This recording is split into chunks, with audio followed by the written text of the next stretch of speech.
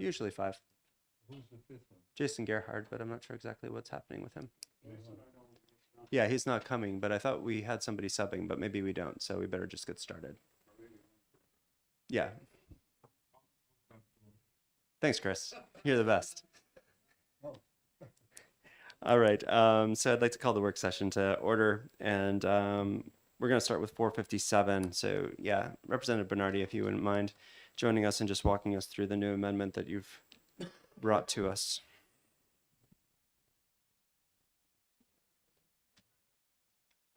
Thank you, Mr. Chair and Subcommittee. So this amendment basically does 3 things. In the first paragraphs there, it establishes that the treasurer shall operate with fiduciary duty, which wasn't in the statutes before. She may have had that as a personal responsibility, but as the treasurer of the state, it was not there.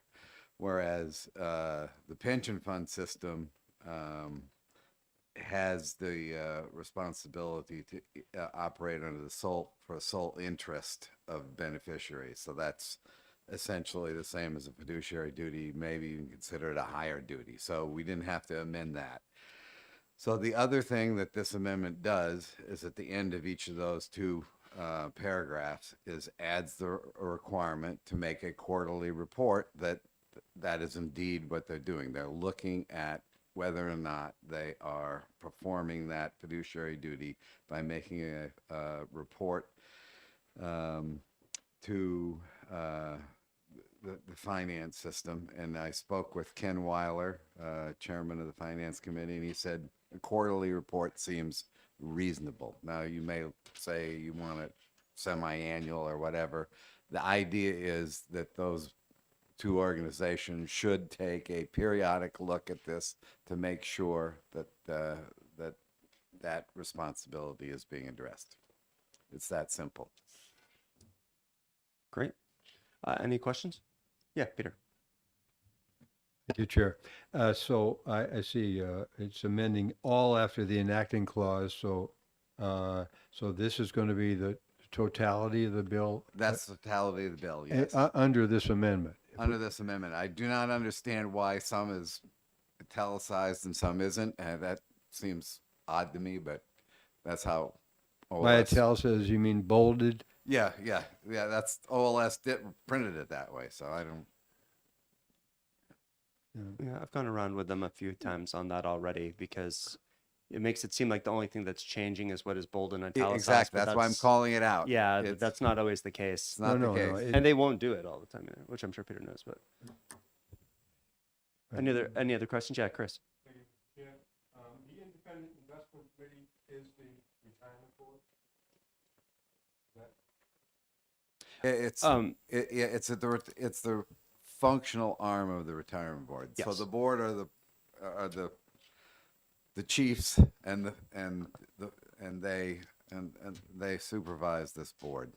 And so these folks do the actual action of running the activity. Yeah, the investments. Yeah, Representative Lakis. Thank you. I just have a question on the last sentence of the 2 parts. On the top part, the report shall note the existence of any investment funds that may have mixed rather than pure fiduciary interest investment motivations. I think that's pretty clear. But the latter one is the report shall note the existence of any investment funds that may have mixed rather than sole interest investment motivations. And first of all, why are they different? And second of all, I'm not entirely certain what the second one is, sole interest. The first one is fiduciary interest. That's what we want. But I don't know, sole interest, I mean, you could have a fund that invests for multiple reasons, but not the kind of things you're concerned about. So sole interest is the term of art for fiduciary duty that's used with pension fund operations. Okay, thank you. It's just the terminology. I thought it might be, but I wasn't sure. Yeah, that's the proper terminology in the pension world. Okay. Any other questions from the committee? Well, we have got Representative Bernardi. Yeah, we do. We have some time. We've got 2 hours, actually. We do have one other bill, but we do have a little bit of time. Treasurer shall report quarterly. Where does it say anyone else shall report quarterly. Chris, you want to turn your mic on? Because it's not. Yeah. I see where the treasury report shall report, the treasurer shall report quarterly. Where does two- it show anyone 2B. else? In 2B. That was the independent investment committee of the Board of Trustees that you were asking Thank about. you, yeah, thank you.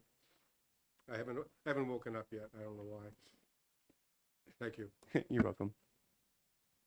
Any other questions for the representative while we've got him? All right. Thank you, Mr. Bernardi. Appreciate that, Representative. Any concerns from the committee just off the top? I feel like it's fairly straightforward myself, but I'd like to hear from everybody else. Well, since this changes the bill to have only these two paragraphs, and it includes this aspect of solely for the beneficiary, in the interest of the beneficiaries, I think that's certainly what we want, to protect that. It's not going off in some other direction. Mhm. And the fact that you can have possible, this ESG aspect has come up with regard to some of the things we've looked at this term. And there's been an opposition on the part of some of the Republicans, for sure, that's saying that they don't want that. But I think it's been pointed out in response that this is not necessarily harmful. You can have better results, Mhm. and it should be that shouldn't be a complicating factor. Mm. So I think that this kind of clarifies things to my, and I'd like to hear if there are any people from attenders that have complications or problems with this language, because this is kind of what we're looking for, I think. Guys, any feeling on it, Chris? I'll go along with what the good representative said. I see the quarterly report is an addition. Nothing, I don't see anything wrong with that. Mhm. And bringing the treasurer into fiduciary responsibility. I'm sure that's what it was always, and now it's written down that it shall be. Yeah, we just don't want to leave loopholes for the Yeah. future. Yes, If I can, I know I'm not on the subcommittee, but that's okay. I agree. And, I had real concerns with the initial bill and then the prior amendment. I mean, ESG for one thing, it's unclear exactly what it is. But people that have those concerns can look at the report. If they see funds they're concerned about, they can see, is the return incomparable or better than other investments? It is. If it is, I've got no beef with it. So I think this is a great solution to the concerns. Yeah, I do like that there's a level of oversight from the legislative body on what's going on in these different areas of investment. So that's my feeling on it. I think the quarterly aspect is important, because you don't want them on a weekly or something like that, driving them nuts. But quarter is only for 3 months, for crying out loud. And if they have this responsibility, then they have to put up or shut up. Yep. All right. Well, I will make a motion then to put 457 through OTP to the full committee for exec this afternoon. Would I have a second on that? Representative True seconds. And all in favor? Aye. All opposed? All right, so we're all agreeing on that. 4-0. Give me a few seconds to fill out the paperwork and then we'll move on to the next one.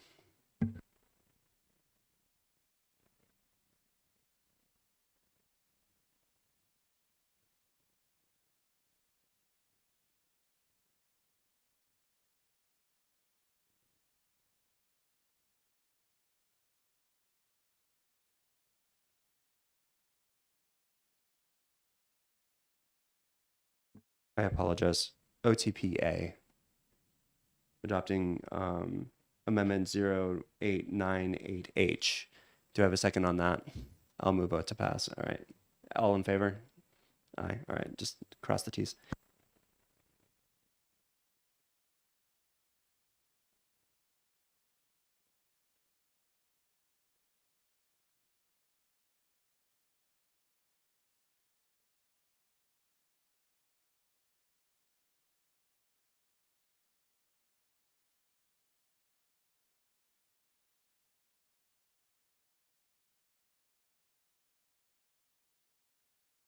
Ken, are we expecting either Downing oh, he's here. Great. And Marty, is he going to be here? Ah, yeah. Oh, that's right. Given 4:30, they're hearing 4:36 right now. Yeah, that makes sense. Okay. I mean, I don't think we need him quite as much. If you're okay with it, I'll just do it from here because I'll have questions for him as well. So.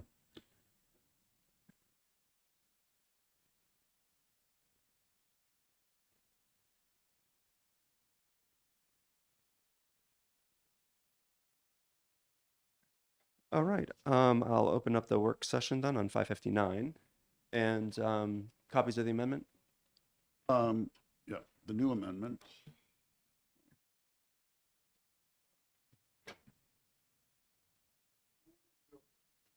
Yeah, it'd probably be helpful if Mr. Downing had one as well. And then we can just leave the others for people to pick up. Okay.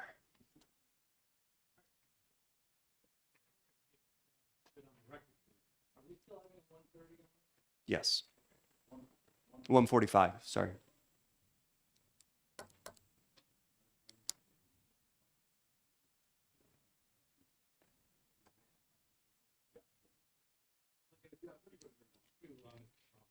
Okay, very good. This amendment, just for your information, removes the ability to roll funds from the pension fund into the 401A.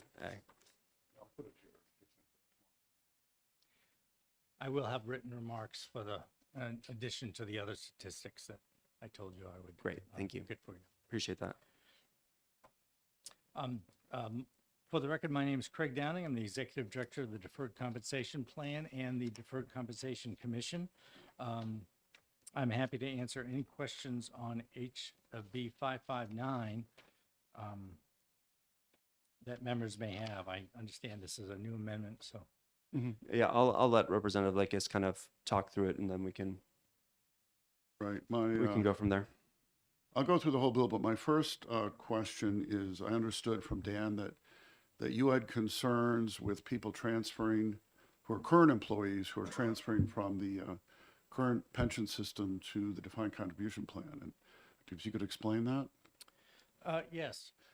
Right now, in looking at other plans that do this, they don't have a window of choice like that. As previously written, it said anybody, it didn't give any type of limits on whether a member of Group 1 in the pension plan could transfer to the new DC plan. States that have these plans that have it as an option, Florida is one, Pennsylvania is another. They can go into a pension plan or a DC plan, but they have a very limited window, like within 30 to 90 days. If the employee thinks, as a new employee, they've just gotten into the plan, nope, wrong one. My advisor says I should be in the other one. Then they can change. But if you allow an open door for, essentially, it was written as your entire service, chances are moving to the DC plan after several years, there's no mechanism approved by the IRS to move that money from the pension plan to the DC plan. It didn't say contributions and interest, but I would assume that it would even be the interest. But I think after 3 or 4 years, if somebody elects out of it, they're going to be behind the 8 ball because they'll not be able to catch up. Also, you don't want people to give up by a vested benefit once they go past 10 years. So I just think it complicates the accounting to almost unworkable between the pension system and the DC plan. So if I could follow up. So, what kind of timeframes are used in, I'm not going to offer another amendment given the timeframe, but, if maybe the Senate could do something, I could go talk to them. But if we did want to allow existing employees to move in if they wanted, what kind of a time frame would not cause a problem? It would have to be short, and I just don't think. I mean, I had thought, now I haven't discussed anything with the pension plan because Right. I don't know what their IRS rules are. I only know my own. But I mean, for a practical point of view, every state employee is on probation for 1 year. So you could say they would have 1 year to change, but that's only the people that were hired within 1 year of the date this becomes effective. So I think creating a window is not really a benefit to employees that are in the Group 1 system. If I could follow up. Yeah. So I mean, if we did want to leave the option for, I mean, there may be people who haven't been in the plan for long. They've been in there a year, 2 years, 3 years, whatever. If we wanted to leave them the option of moving, first of all, is that within IRS rules possible or impossible? And if it's possible, would it make sense? I mean, would we need to make it for a limited amount of time after the plan started, or what could work? And if you don't know the answer, that's fine. But then if you could get back to us, because we're not going to do anything today, I don't think, with this. So. Okay. That I'm happy to say that and not embarrassed to say I don't have the answer. Sure. I think it's possible to take that money into the 457, but I'm not sure it's at all possible to take that money out of the pension plan that meets IRS rules. Could you look at that and get back to us, or have Marty get back to us, or whatever's appropriate? I mean, that's best directed to their legal counsel. Okay, but can you get in touch with them? I'll email them Yes. as well, and Nope. get it reasonably soon, because whenever the Senate takes this up, I want to be prepared. And maybe there's no way to do it. Fine. So I'll address the if you're okay. Yeah. Go through the bill. So I think as we mentioned before, this allows state regular employees. That means not. Oh, here he is. Not Group 1 and 2. And not teachers, although I think at the state level there are few, if any, teachers. 1 second, Tony. Marty, do you just want to come up to the table if you wouldn't mind? That'd be great.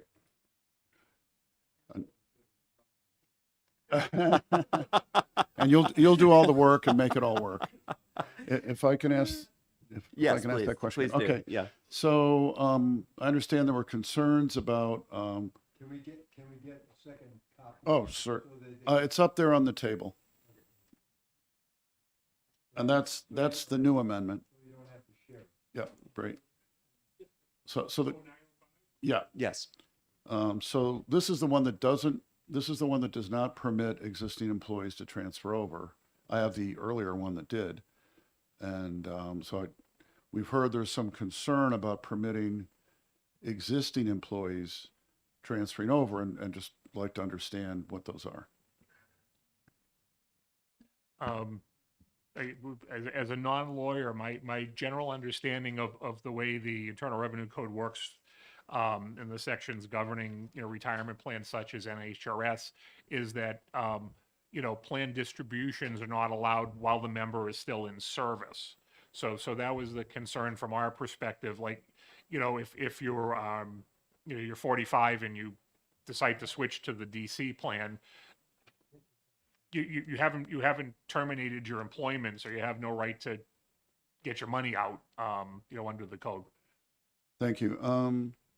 Could you, we're not going to, in the House, we're not, I think, well, what I'm going to propose, and subcommittee and committee will do what it will, but I'm going to propose the amendment you have there, which does not permit people to move over. And what I'd like you to do is look into it and see if there is a way to do it, and keeping the IRS happy, which we all want to do. And if there is, I might consider talking to the Senate and see if they could make a change. And if it's not, well, then it's not. And then, I don't know when they're, assuming we pass this, but it'll probably be in a week or two. Probably more than a week, but you could do that. Thank you. And I can go Continue, back yeah. to this. Okay. Actually, I need a copy of that. Although there's only one sentence difference.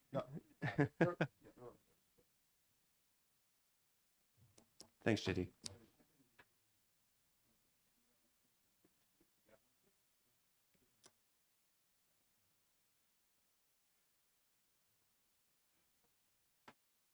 All right, just a quick overview again, real quick. I mean, the idea is to have new employees move, if the newly hired employees go into the defined contribution rather than the defined benefit plan. And starting out, this is limited to relatively small number. It would be state employees only, not political subdivisions. And it would be a group one, so not police and fire, permanent police and fire. And it excludes teachers for some reasons, but there's none or very few people that are employed as teachers at the state level. There's people at the DOE, but they're administrators and other things. So, and that the expectation is they're hiring about 1,000 people a year in that category, in that ballpark.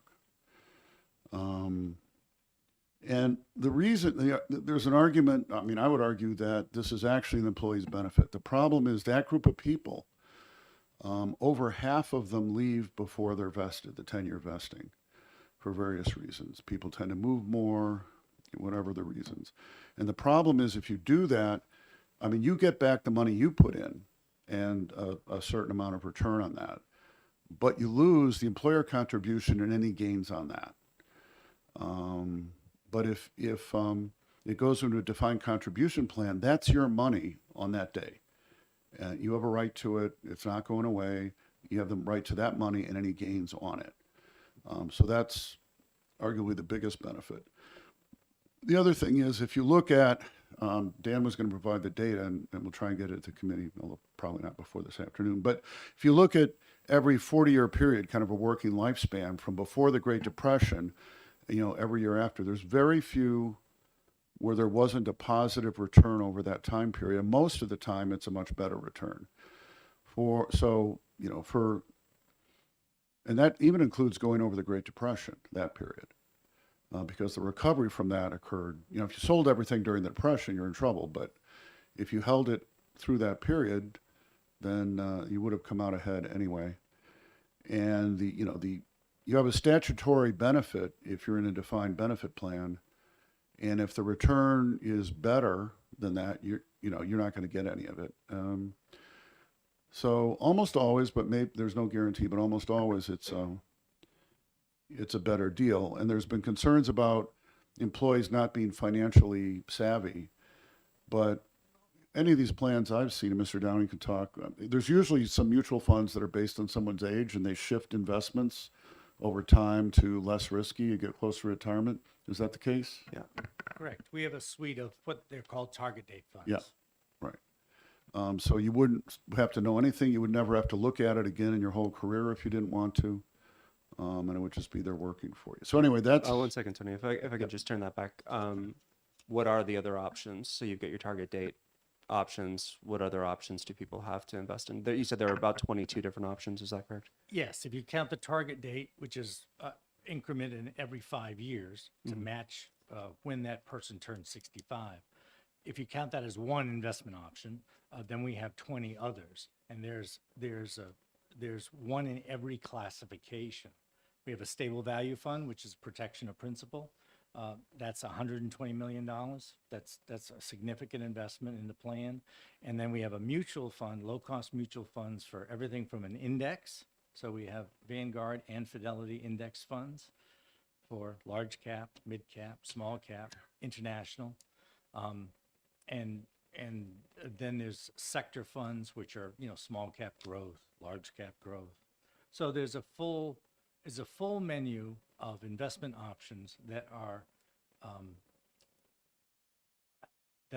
reviewed on a quarterly basis by our investment analysis, so that we have the best in class funds in there for the participants to choose from. Is there any assistance helping the participants in choosing the options that are best right for them? Yes. Um, outside of just paper, like can they actually sit down with a We ha- representative? Yes, we have 3 licensed financial advisors that are employed by our service company, Empower Retirement, and they are qualified to sit down and help participants if they want to go beyond the target date funds and they want some advice. So with the target date funds, you say they switch every 5 years up to, marked on their 65. How do they change? What are your targets like? So say somebody starts working for the state at 30 and their first range is 30 to 35. How did those kind of shift? So say that would put them in the 2050 fund. As they can stay in that fund, but as time goes by, every year, it gets a little more conservative. The mix of stocks and bonds change slightly every single year as you approach the end date of 2050. At the end, right now, we have it's called a to and through.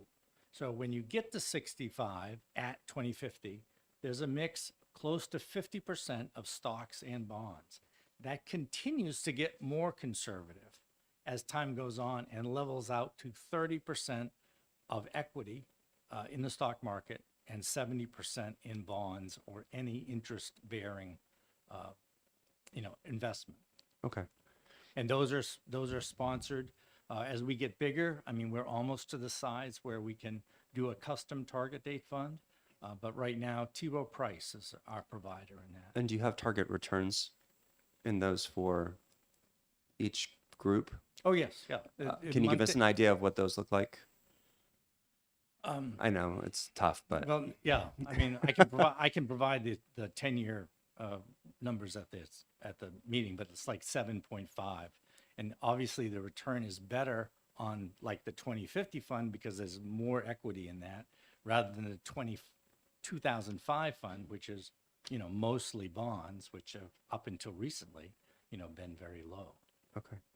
So, but 7.5%, you said 7.5%, Yeah, somewhere in I that range. Okay, that's a Yeah, good number. it's Thank you. not, it's a balanced approach, so it's not going to hit it out of the park, but hopefully course. it's not going to crater, but that's, Well, we prefer that they don't crater yes, for I sure. don't think that, the T. Rowe Price would appreciate me using that word. Yeah. But, hopefully it does have some protection of loss because it's a fully diversified fund. And that is our target date. If that's our default fund, if you don't choose on your own, you automatically go into an appropriate numbered target date fund. And we can do that by federal law because that's an appropriately diversified investment. So just so that I make sure I'm understanding correctly, though, the 7.5%, is that on an earlier grouping or is that just averaged over the course of the life of the investment? I just looked at the performance sheet yesterday. I remember looking at a target date fund that I was in and it was 7.5%. I That's can't solid. tell you whether that was the 5 years or the 10-year number. Okay. Thank you. Appreciate it. Go ahead, Tony. Okay, I mean, if people have questions about any of this, I can answer them. If you want me to go through the rest of it in detail, I can do that. But Would you it's like the to go same- through it It's in the same as detail? what, it's just one thing. It's the same as what was presented before. The only difference is we took out the option of existing employees transferring over because there's concern about whether the IRS will allow them to pull that money out of the pension system while they're still working. Representative? 147 things.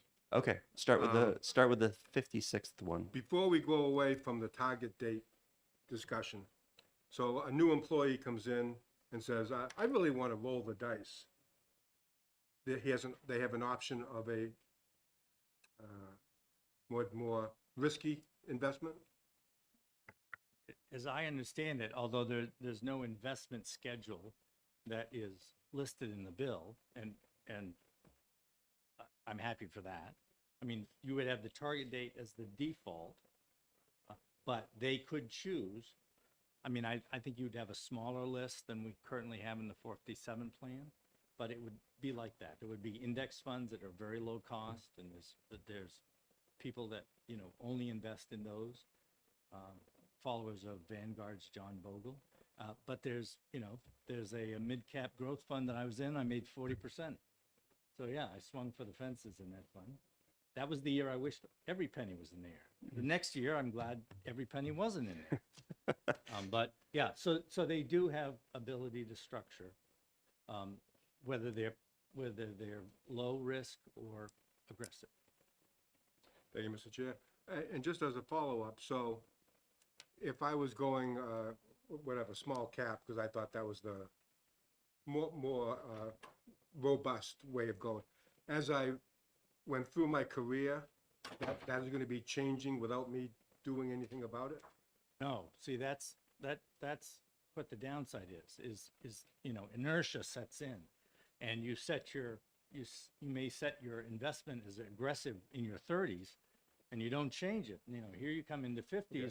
So that's where the service is provided that we pitch to people, and we do now. So people in the 457 plan, if they are approaching 55 and they are all in equities, we reach out proactively to them and go, hey, maybe it's time to sit down with somebody and, make sure that you're allocated correctly, which means more diversified, not be so aggressive. And the opposite is true. People that join in their 30s and they put all their money in a principal account, a stable value fund, which, is only going to give single digit interest, that's not the place for a 30-year-old to be with a 30-year or 40-year time frame. So yes, so they have to be proactive about it. Thank you, Mr. Chair. You're very patient. We're not discussing, we discussed it, but this bill is not this amendment is not discussing having employees switch plans. They can't. Yeah, this one doesn't, according We to were this just talking amendment. about that. Yeah, and I think that's if we pass anything, it'll be this one. So they won't be able to roll out of the pension plan into the 401H or A plan. whatever Thank it you. is. Yep. Yes, Representative O'Brien. Okay, seems to be a new idea, and excuse me for being a little bit late, but I do have the question. Currently, this Group 1, Group 2, and we seem to be creating a Group 3, correct? Correct. Yes. Okay, so if somebody belongs to, let's say, Group 1 or Group 2, ceases termination, and then decides to go into an employee, become an employee within the group system, would they still be entitled to their benefits under let's say, in the Group 2 situation? So are we got to open up the door for a Carol. potential Yeah. of Carol. a double dip? If a person is terminated without retiring and then comes back to work for the state, they re-enter the retirement system depending on their contract. If they're coming back into a Group 2 position, they would stay into Group 2. If they're coming back into Group 1 position, it would depend on the details. You see, that's where I question, and please bear with me, Madam Chair. See, what I'm thinking of within the Group 2 system, If I somebody may want to get out at, let's say 25 years, which is allowable at this particular time. I mean, they're too old to be a cop or a fireman, they're hurt and different things, but yet they're capable of doing something else. They're not totally incapacitated. So if the state job opened up into the Group 3 type of situation, and they decided to keep the state as a career, technically they're left in good standing with the Group 2 system. They met all the obligations. And so does that make them viable to continue with that particular pension that they have received and earned, and then open up the door to the Group 3? Marty? A couple of points to cover on that. First, to Representative McGuire's comment, if someone who was in Group 1 or Group 2 left service for a few years and, ended up coming back, applying for a job and getting hired, if they had kept their contributions with the retirement system and they got hired into a position that was Group 1 or Group 2, their original hire date, exists if that person left employment and cashed out their contributions and then came back to work as a state employee after 1/1 of 24, they'd be group 3 because their membership is essentially terminated, in the retirement system. So, that could go both ways depending on the member's choice. Representative O'Brien, your question, if I understood it correctly, was more about the quote double dipping issue. Someone works a full career, retires, and collects a pension, and under the current RSA 100A, NHRS retirees working in a position that would have been membership, eligible would, or limited to a certain number of hours. To our reading, somebody who, retires from Nashua Fire and then gets a job with the state at, HHS or whatever, doing case work or whatever they do, and they come in as a group 3 member, they would be, a group 3 member contributing to a defined contribution plan, and they'd still be getting their pension. And the issue with that sort of construction under the current law is, if you're taking a membership eligible position out of the retirement system, you're not getting contributions on that, particularly for the unfunded. These positions, the state is still paying an unfunded portion to NHRS based on the covered payroll of the group 3 person. So it insulates the retirement system more than the classic double dip that we talk about now under current law. So it's Because they're also not building a new benefit. they're not accruing any new benefits, and the state is still paying the unfunded portion on their state salary to us. It's less of an issue. One thing, if I can, Well, if I'm correct, Marty, it would actually strengthen the retirement system, correct? Because you're putting money in towards the UAAL, you're paying that down, but at the same time, you're not creating a future liability for the retirement system. yeah, it's only, there's no benefit downside risk on accruals, normal cost not meeting expectations for that person because they're in the other plan, but we're still Right. getting the unfunded amount to backfill. Right. If I can just hog the mic a little bit longer too. Yeah, One- you can. one thing, and it may be more for if it gets to the Senate for an amendment, but, and from the retirement system's perspective, with deferred comp and treasury and admin services being sort of involved in implementing this plan, we're not quite sure if the definitional language belongs in the back of our statute ultimately, or if it would be better placed somewhere else, as long as there's a cross-reference to say who's in group 1 and group 2 and who's in this new group 3, because, I understand sort of, the logic behind calling it group 3, but it's not really the same because it's a defined contribution versus a defined benefit. And all of our ancillary benefits for group 1 and group 2 members don't port over for these folks, like death and disability benefits. They're not members of NHRS. So, it just for confusion's sake, that might be something to consider. Yeah, that would happen. I And mean, if maybe if it gets through, it might have to thought go. that through already. Representative Lakis. Yeah, I mean, assuming we move forward with this and it goes to the House, I welcome any suggestions for not fundamental change, but rearrangement of the language, and then we can talk to the Senate. With Mr. Downing statute, or if it needs a new statute, but that's, that's more placement than content. Thank you. Yeah, well, because there's the crossover with the UAAL as well. So, I mean, that is the retirement system, even though I understand what you're saying. Oh, yeah, that language would have to stay in our statute Right. to, yeah. Okay. Great. Thank you. That's a great. Representative Bryan, you're good. Yeah, because I think, and Marty can verify, there are people that exceed within the police and fire that do move up within the state and take like Homeland Security jobs and stuff like that. And where would they fit? Would they come under the group 3, or would they remain as group 2? And that's where my question was. It would depend on the position. There are some Homeland Security type positions that are classified as group 2.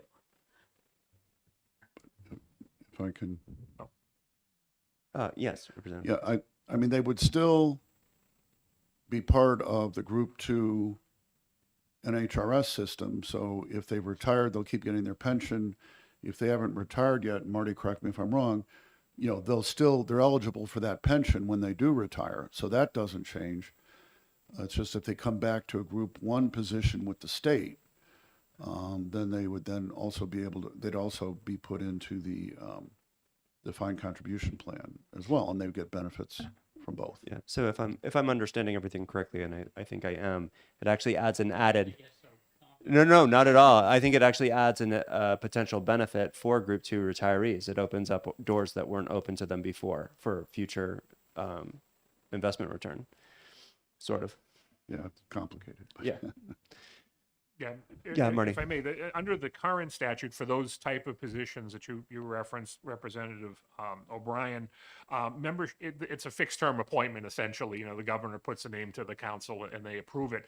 Those positions right now have optional membership in the retirement system. So someone who, retired from a municipality or even from the state and is appointed for one of those, they can, choose to stay in the system, and continue to add years of service and things, or they can, not do that. I think under this bill, anybody who begins a state employee service, so, depending on the appointed position, safety positions, appointed fixed terms, those are considered Group 2 still, if it's a, commissioner of education or whatever, that's an employee. So, so I don't know, I think the DC they'd have the option for the DC, they wouldn't have the option for NHRS anymore, but those people who are in Group 2 or group, and moving into the state in an appointed fixed term position that's also Group 2, they can stay in the system or they can not.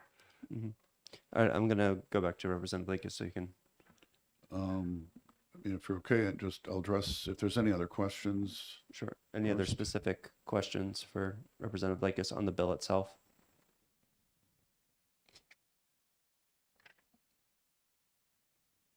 And this amendment does replace the whole bill, so it's the bill. So it's the bill itself. Yeah.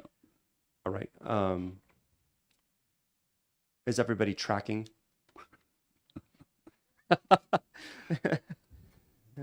Peter, any thoughts?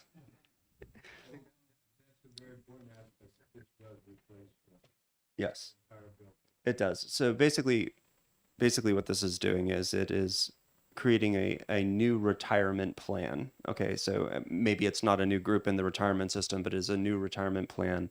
And any state employees that are hired after July 1, 2024, that would have been in Group 1, so not teachers or anybody like that, but just state employees, would no longer be put into Group 1 of the retirement plan. They would be put into a defined contribution plan.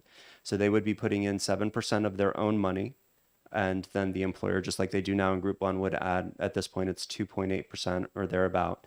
So 9.8%, essentially of their salary in totality would go into a defined contribution plan into one of the plans that would be available to them. And then they would have that would either accumulate or not, we assume would accumulate until their retirement. And then they would have those funds available to them at retirement. They wouldn't get a defined benefit.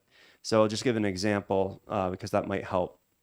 Let's say the final average compensation for a state worker was $60,000. You do the calculation, it comes out to $60,000, and they've worked for 30 years. All right, they're going to get 50% of their benefit at that point, if I'm not mistaken. So they would get a $30,000 a year benefit from the retirement system.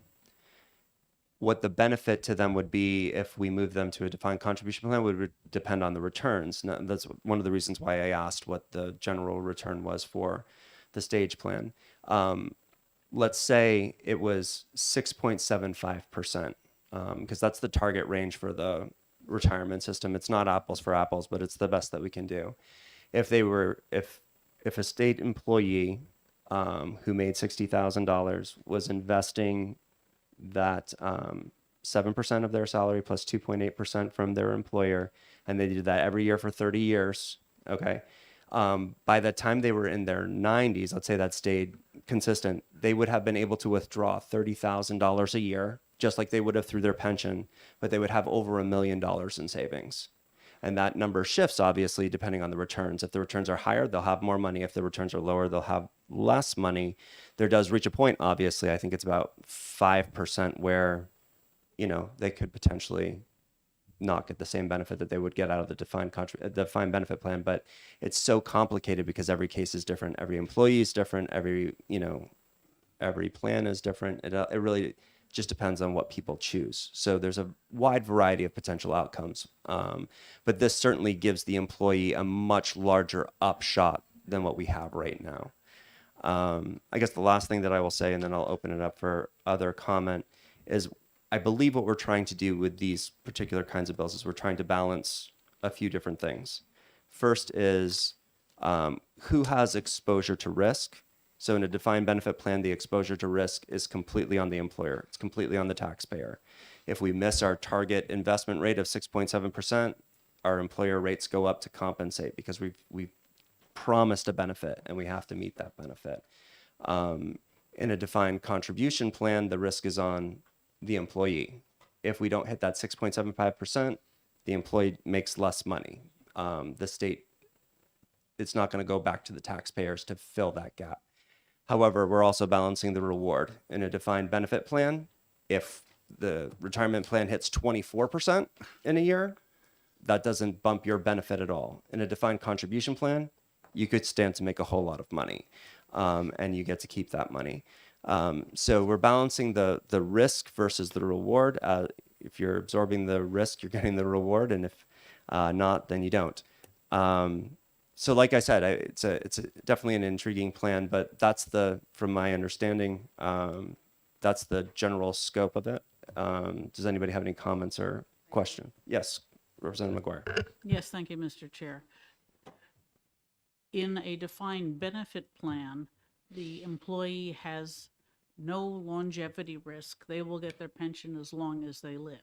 However, they bear the inflation risk where the value of their pension is eroded over time, and that is entirely borne by the employee. If you have a defined contribution plan, you have much less of an inflation risk because your benefit is not set. You can change it with inflation when, for the most part, returns are higher.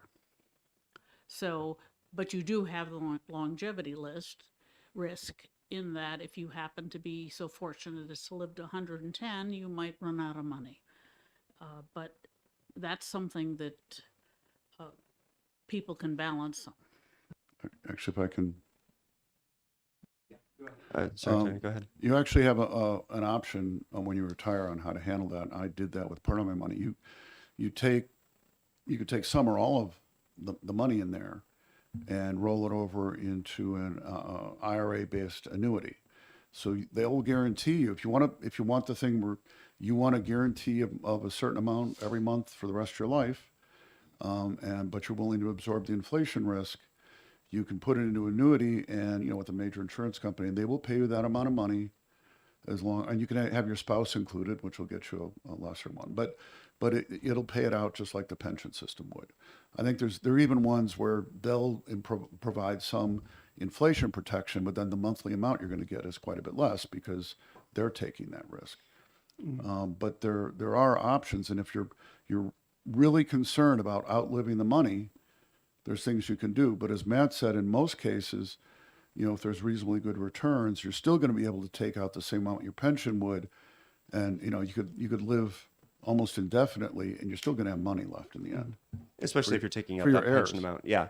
I mean, because I was basing my initial projections on 6.75, and testimony today was that it could be 7.5%, or at least it has been, which would land you with even more money. I would just like to add to what Representative McGuire said.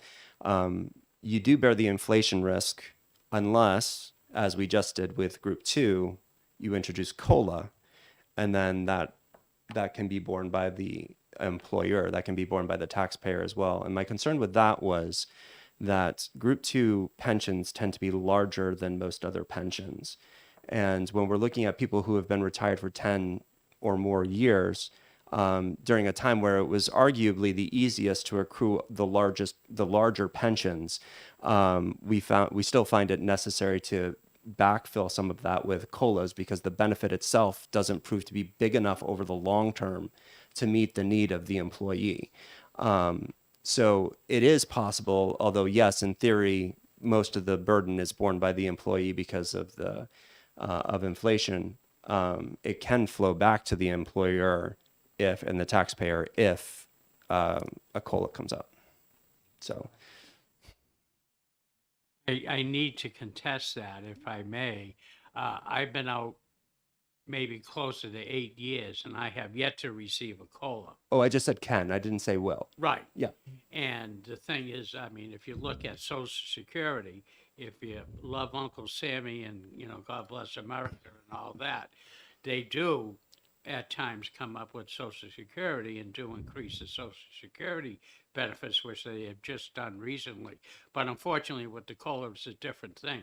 It seems to be a matter of choice of this body whether they want to fund the COLA or not. That is And- exactly the case. And The- whether it's fair or not, we can most certainly, I could tie you up for a couple hours on that one, but I'll leave it alone. Yeah, we won't go But- too deep into it. But the thing is, it's to paint it with a big brush to say, I don't think it's fair. I think people do suffer because of it. Oh, no, I And- agree. And it has been, and I think Marty could tell us that COLAs have been an adopted part of the defined benefit system for a very long time. It's been a solution that has been resolved by NHRS to the employees for I don't know how many years. Yeah. COLAs. Just It's for fallen- clarification. it's just fallen off the radar as of late. Just for clarification, Representative Bryan, I wasn't saying who was. I was simply saying that it's possible that it can, if a COLA is necessary to keep up with inflation. So yes, the employee is bearing the burden of the inflation in a pension plan because it doesn't increase with that. So if we want to compensate for that, we have to bring in a COLA. The employee doesn't bear the burden of the COLA expense. The taxpayer would. Not saying we are or we are not doing that or will not doing that. Just philosophically speaking, that's how it would work. Right, because with the defined benefit, what they have is they have like what they figure is the travel years when somebody retires, but that doesn't last forever.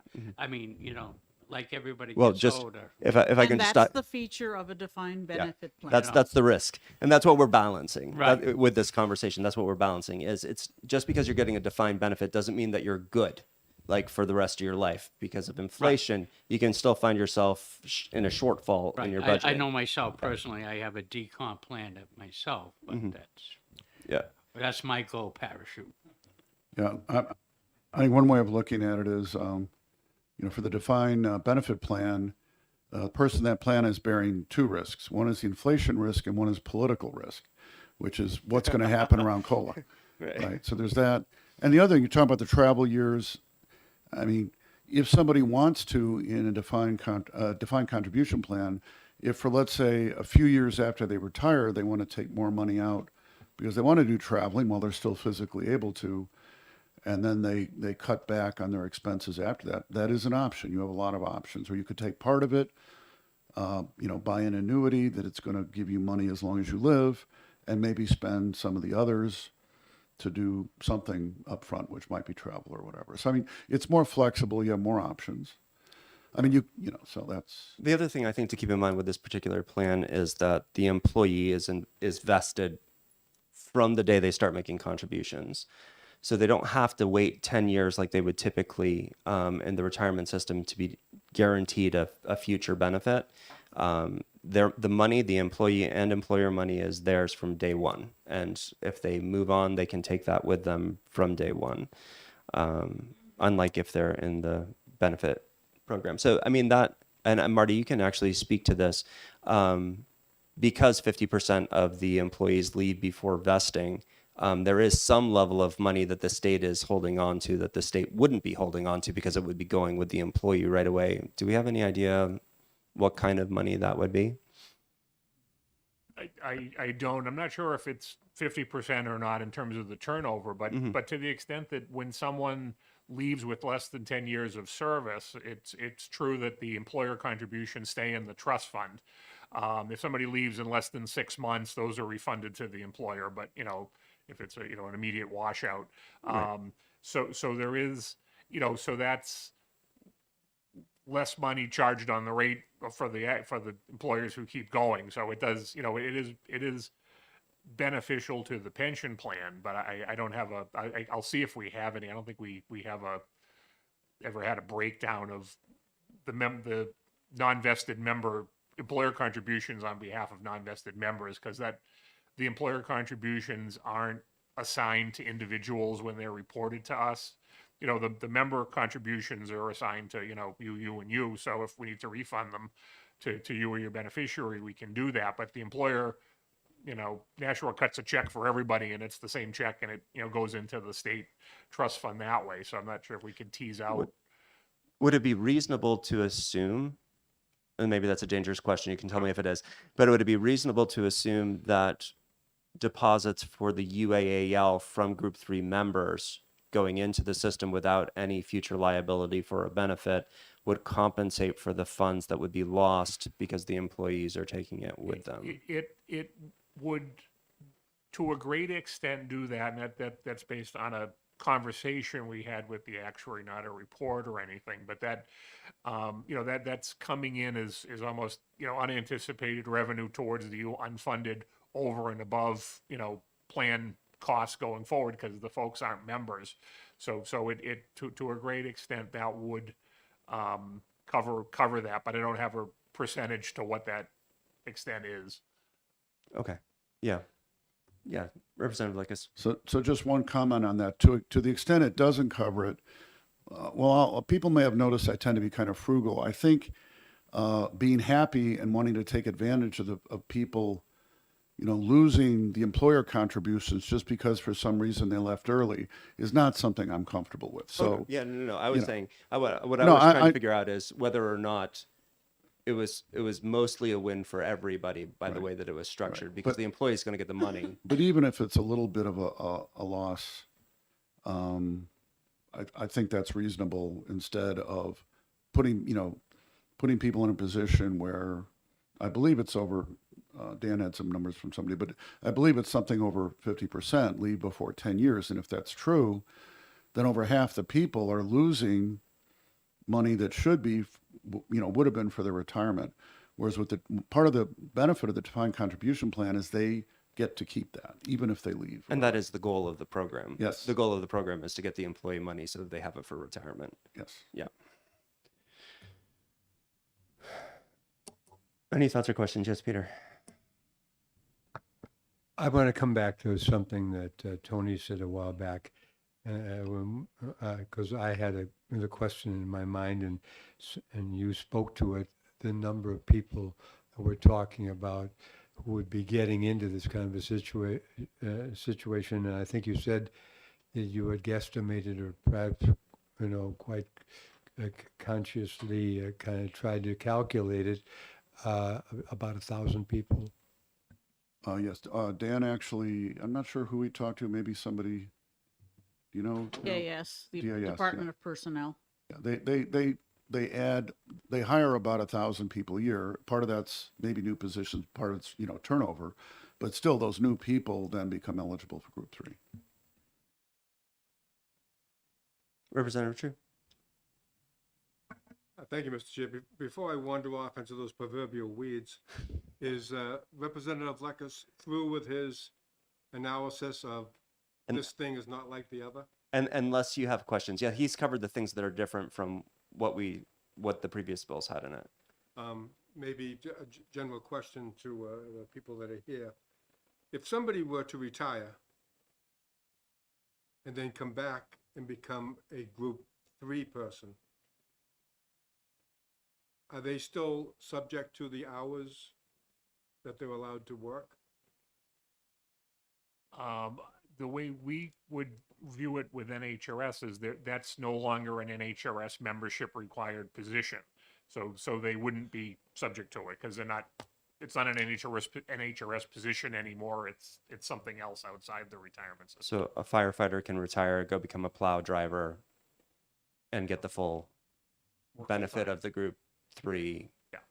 system. and be allowed to take their pension. I don't And think, I think the question you were going toward is, and be allowed to work full-time if they wanted. Yes, and they would be. There would Which, be no hour Currently, restrictions. they could not. They could not. Correct. I think the next question I have will be in 2 weeks when I say, oh, that's what I meant to ask. Thank you.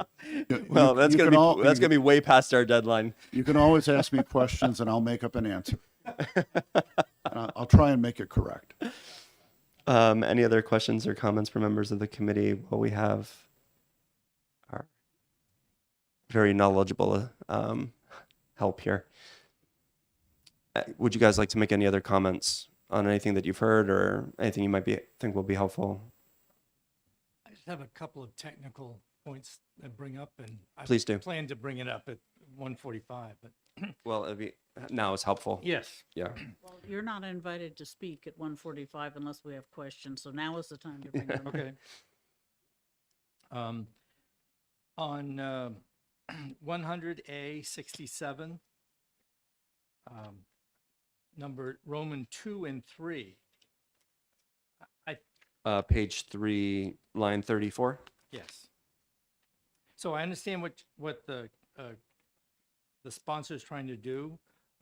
After a quick review yesterday by our outside plan counsel, he said actually bringing out the terms of how the plan is the employer is not liable. Like he said, if the prudent investment standard has been met. Well, the commission could do everything possible that they think meets the prudent investment standard. But as you know, if you have 2 lawyers in a room, you have 3 opinions. So he thinks that actually opens up a risk for Right. the employer, and it's rather to be silent on it. Both 2 and there- 3. Are there other laws already in place that would protect an investor? We- Are there fraud related or Well, it wouldn't. I mean, it yeah, I wouldn't be mean, fraud. assuming that fraud was involved. Well, I mean, fraud. Yeah, I mean, fraud is, by the commission in choosing the investment.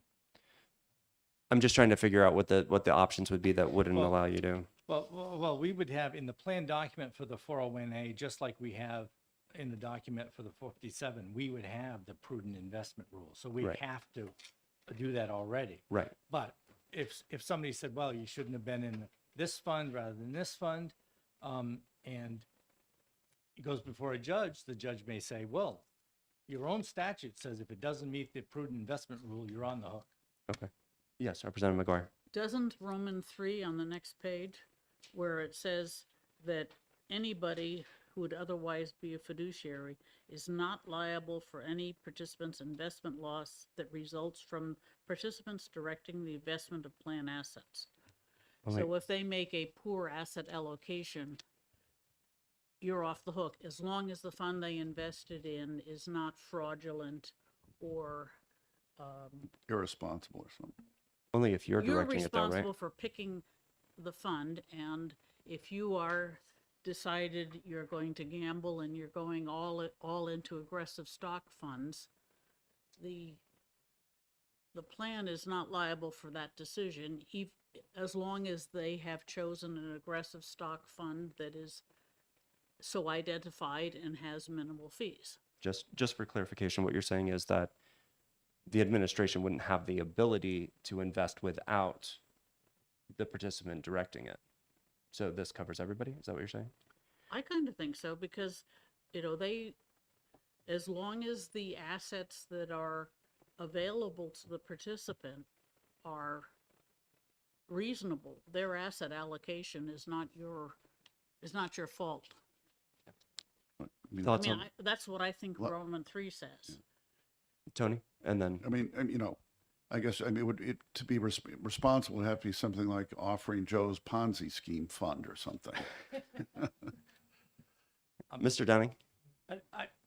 We would do, there's an antiquated line in the deferred compensation plan that talks about annuities and only that. I think maybe we could leave 3. I would still say take 2 out. I think that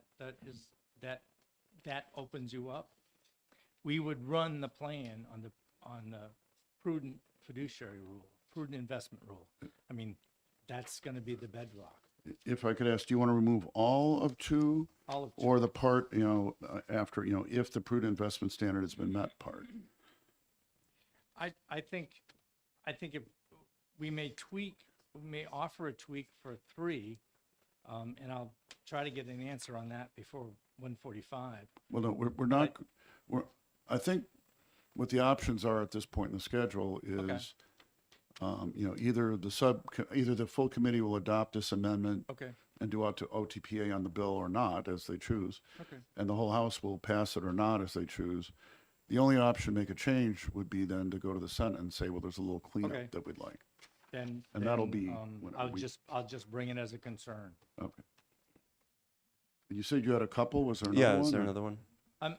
There are 2 things on here, on the 4th page. We now have, for these people that would be hired, right now, if you're hired, your retirement age is 65. We're going to have, so if you want post-retirement benefits, you have to work till 65. I could leave now, I just turned 64, and I would get full benefits under the old rules. But I don't believe that line 10, now, yes, the Secure Act made eligible, you could take your benefits out at 59 and a half. I think for the concerns of making a plan that's good for retirement, that you should not allow this. It's an optional, the federal government is optional. We have decided at the deferred compensation plan, we're not going to entertain that. We're not going to let people out 59 and a half. They get out when they can access their money when they turn 70 and a half or when they leave state service. So it would be my recommendation at somewhere in the point that you do not allow them to take out money at 59 and a half. So with that, I mean, if we went with that, would it be just removing 3 or I would changing remove 3. that would take care of it, your concern? And then we would have to see on 13 whether hardship rules apply. Right now, hardship rules don't apply to the pension. I mean, you can't take money out of the pension, period, unless you've got a disability or you die or you retire. But so that is just my hand up on that is we'd have to see if the 401A regulations would let us do that. Okay, although it does say as limited by federal regulations, so. Okay, then that may be fine. And that is limited by the rules of the plan and the federal regulations both, so. So the plan document we could address that in the plan document. Okay. Was there anything else? No, thank you. Okay. Yes, Representative Schmidt. Thank you, Mr. Chair. So one of the things that we have not really discussed, which I would like to have at least raised for the group to consider, or at least to respond to in some fashion, and that is the number of the private pension plans have gone belly up over the years. The name Eastern Airlines comes immediately to mind, where the court basically said, "Hey, life is tough," right? And where I think that the state plans, they are kind of on the hooks. That none of the state plans have gone. We haven't gotten that response to my knowledge. So I'd like to raise the issue and have some discussion on it. I think I can, and you folks can correct me if I'm wrong. I think those were pension plans, defined benefit pension plans that went belly up. But this is a defined contribution plan. The money's put in each pay period. At that point, that's the property of the employee, and there's nothing the state could do to make that go away. And that's also another important benefit. So it's a different beast than the ones that ran into those troubles. In fact, the plan that they're in now would be closer to. Right. I'm scenario. glad I raised the issue because I think we ought to have talked about it or thought about it and know the answer. So thank you. Yep, you're Yep, welcome. thanks. Other comments, questions? Representative O'Brien? Yeah, it's just, again, it's probably my tardiness, and please excuse me with this. I was always taught, you know, whenever you put money in the bank, is you take 2 nickels, put it in the bank, let them rub together, and maybe it makes 25 cents eventually. Does this take away from the Group 1, Group 2 pension systems or the capability of making money by creating this third system? Will there be some hidden penalty with this as we go down the road? I mean, to me, the more people that are in the Group 1, Group 2 system makes it healthy. Just seems counterintuitive. Mr. Carlin, any input on that? Yeah, in the original version of this bill, the fact that the Group 1 employee population would be declining, it would have put pressure on our investment allocation and on funding. The inclusion in a subsequent amendment of the state paying the unfunded liability portion on the salary of these non-members has sort of taken our primary concern off the board in terms of setting up this plan, because that allows NHRS to, you know, maintain its current operations because we're getting this revenue stream on the non-members. So that sort of, that would have been our primary concern, you know, at the original public hearing, if there was an already amendment by then, type of thing. So yeah, so it you know, your concern would have been valid under the old language, under the original language, but this insulates the retirement system to some extent, to a great extent Yeah. from that. And can I mention the other elephant in the room? Eventually, if we get in the hope of 2039, which I don't think it's going to happen, but with the UALL, it would be, let's say, that's the target date to have it maxed out, okay, and have it taken care of. At that particular time, could the Group 1, Group 2 system be open to something like this? Unmandated to the Group 1 and 2 employees? And if that happened, I think you're going to have a riot. You know, the current system for all of Group 1 and Group 2 could be changed now. There is an additional cost to that, though, in the sense of closing the defined benefit plan entirely means at some point, you know, the active members are going to age into retirement, and all we are is paying benefits for the lifetime of tens of thousands of people. So you can't invest in the stock market or any, you know, you need to have extremely conservative interest-bearing investments at that point. So your assumed rate of return would continue to go down over time, and that would raise employer contributions on the active population going forward. So that's one of the reasons that the defined contribution bills were proposed probably 7-8 years in a row between the late 2000s and the mid-teens. You know, but that sort of transition cost of a closed plan with a shrinking active population put significant cost pressure, you know, on that transition. If we were at a situation where the plan was fully funded, you know, on Tuesday, you know, and the state That'd be closed nice. it, you know, that transition piece would go away, and it would be easier legislatively because of the cost issue would be removed to close NHRS on the day where, you know, 101% funded and say thank you and move on. You know, so it's we're talking a lot of hypotheticals here, but that's some of the backstory of why it hasn't happened plan-wide, you know, in other years, and what, you know, could happen going forward. It's always easier to tweak your plan when you're fully funded or close to full funded. And so some states that have made transitions like this, one it was sort of about 10 years ago, I think Utah created a defined contribution. They still had the option of the new entrants could pick DB or DC, but they were like 95% funded when they did that. So the setup costs and the you know, the burdens on the unfunded weren't nearly what we'd see in New Hampshire. Well, and the only other part to that too would be depending on whether 436 goes through and becomes law, you have that 3 year. You can't change the plan after 3 years worth of service. So it depends on whether that goes through. That might be a bit of a handcuff on future legislatures to change to a DC plan from, at least from a Group 2 perspective.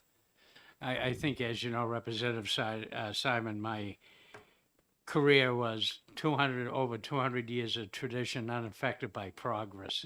So, Very good. Yeah, Tony, go for it. Thank you. Two comments. One is the reason the original draft didn't include paying the UAL is because we got the draft the morning of the deadline on the 28th out of OLS. I quickly caught that. It would have been a redraft, but it was too late for redraft, so we had to do an amendment. So that was, OLS didn't include that, but as soon as I saw it, it's like, no, this cannot work. We have to fix that. So that's what happened there. And the other thing is there is the problem with this overhang of the UAL that makes a conversion difficult. And that's part of why, we're starting small, just the state Group 1 non-teacher employees. And future legislations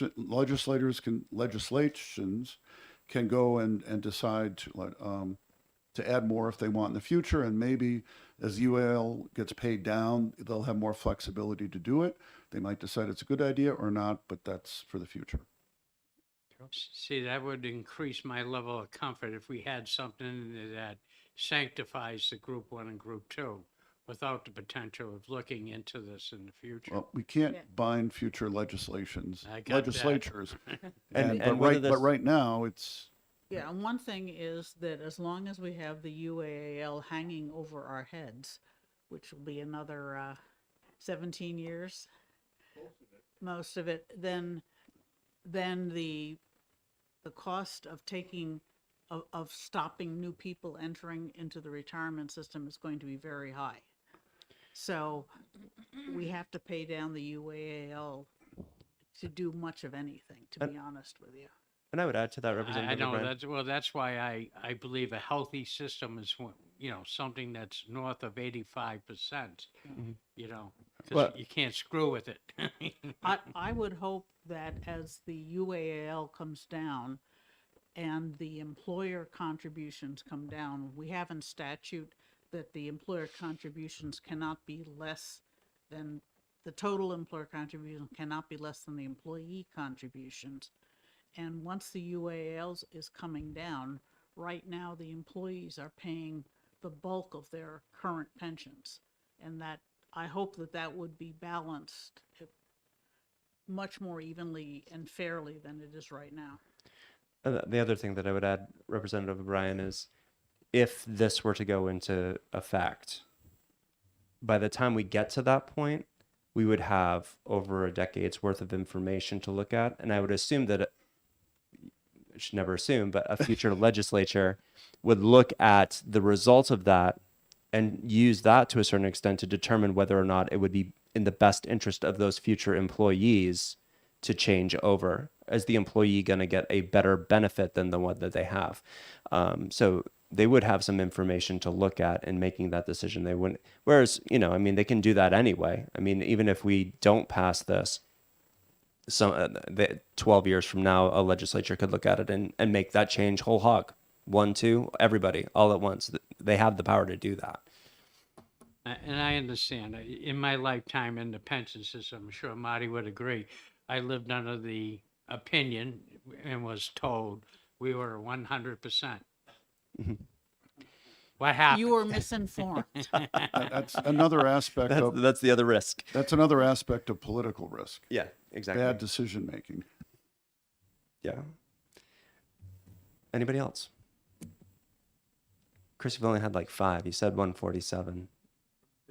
You're saving them? No, this is it, man. Okay. Well, I offered to answer them, so maybe I'll get questions over the course of the summer. I don't know. All right. Well, thank you, gentlemen. I appreciate your input. It was invaluable help. Let's just grab maybe 5 minutes, take a break, and we'll come back. Just get up, stretch your legs a little bit, and we'll come back and discuss.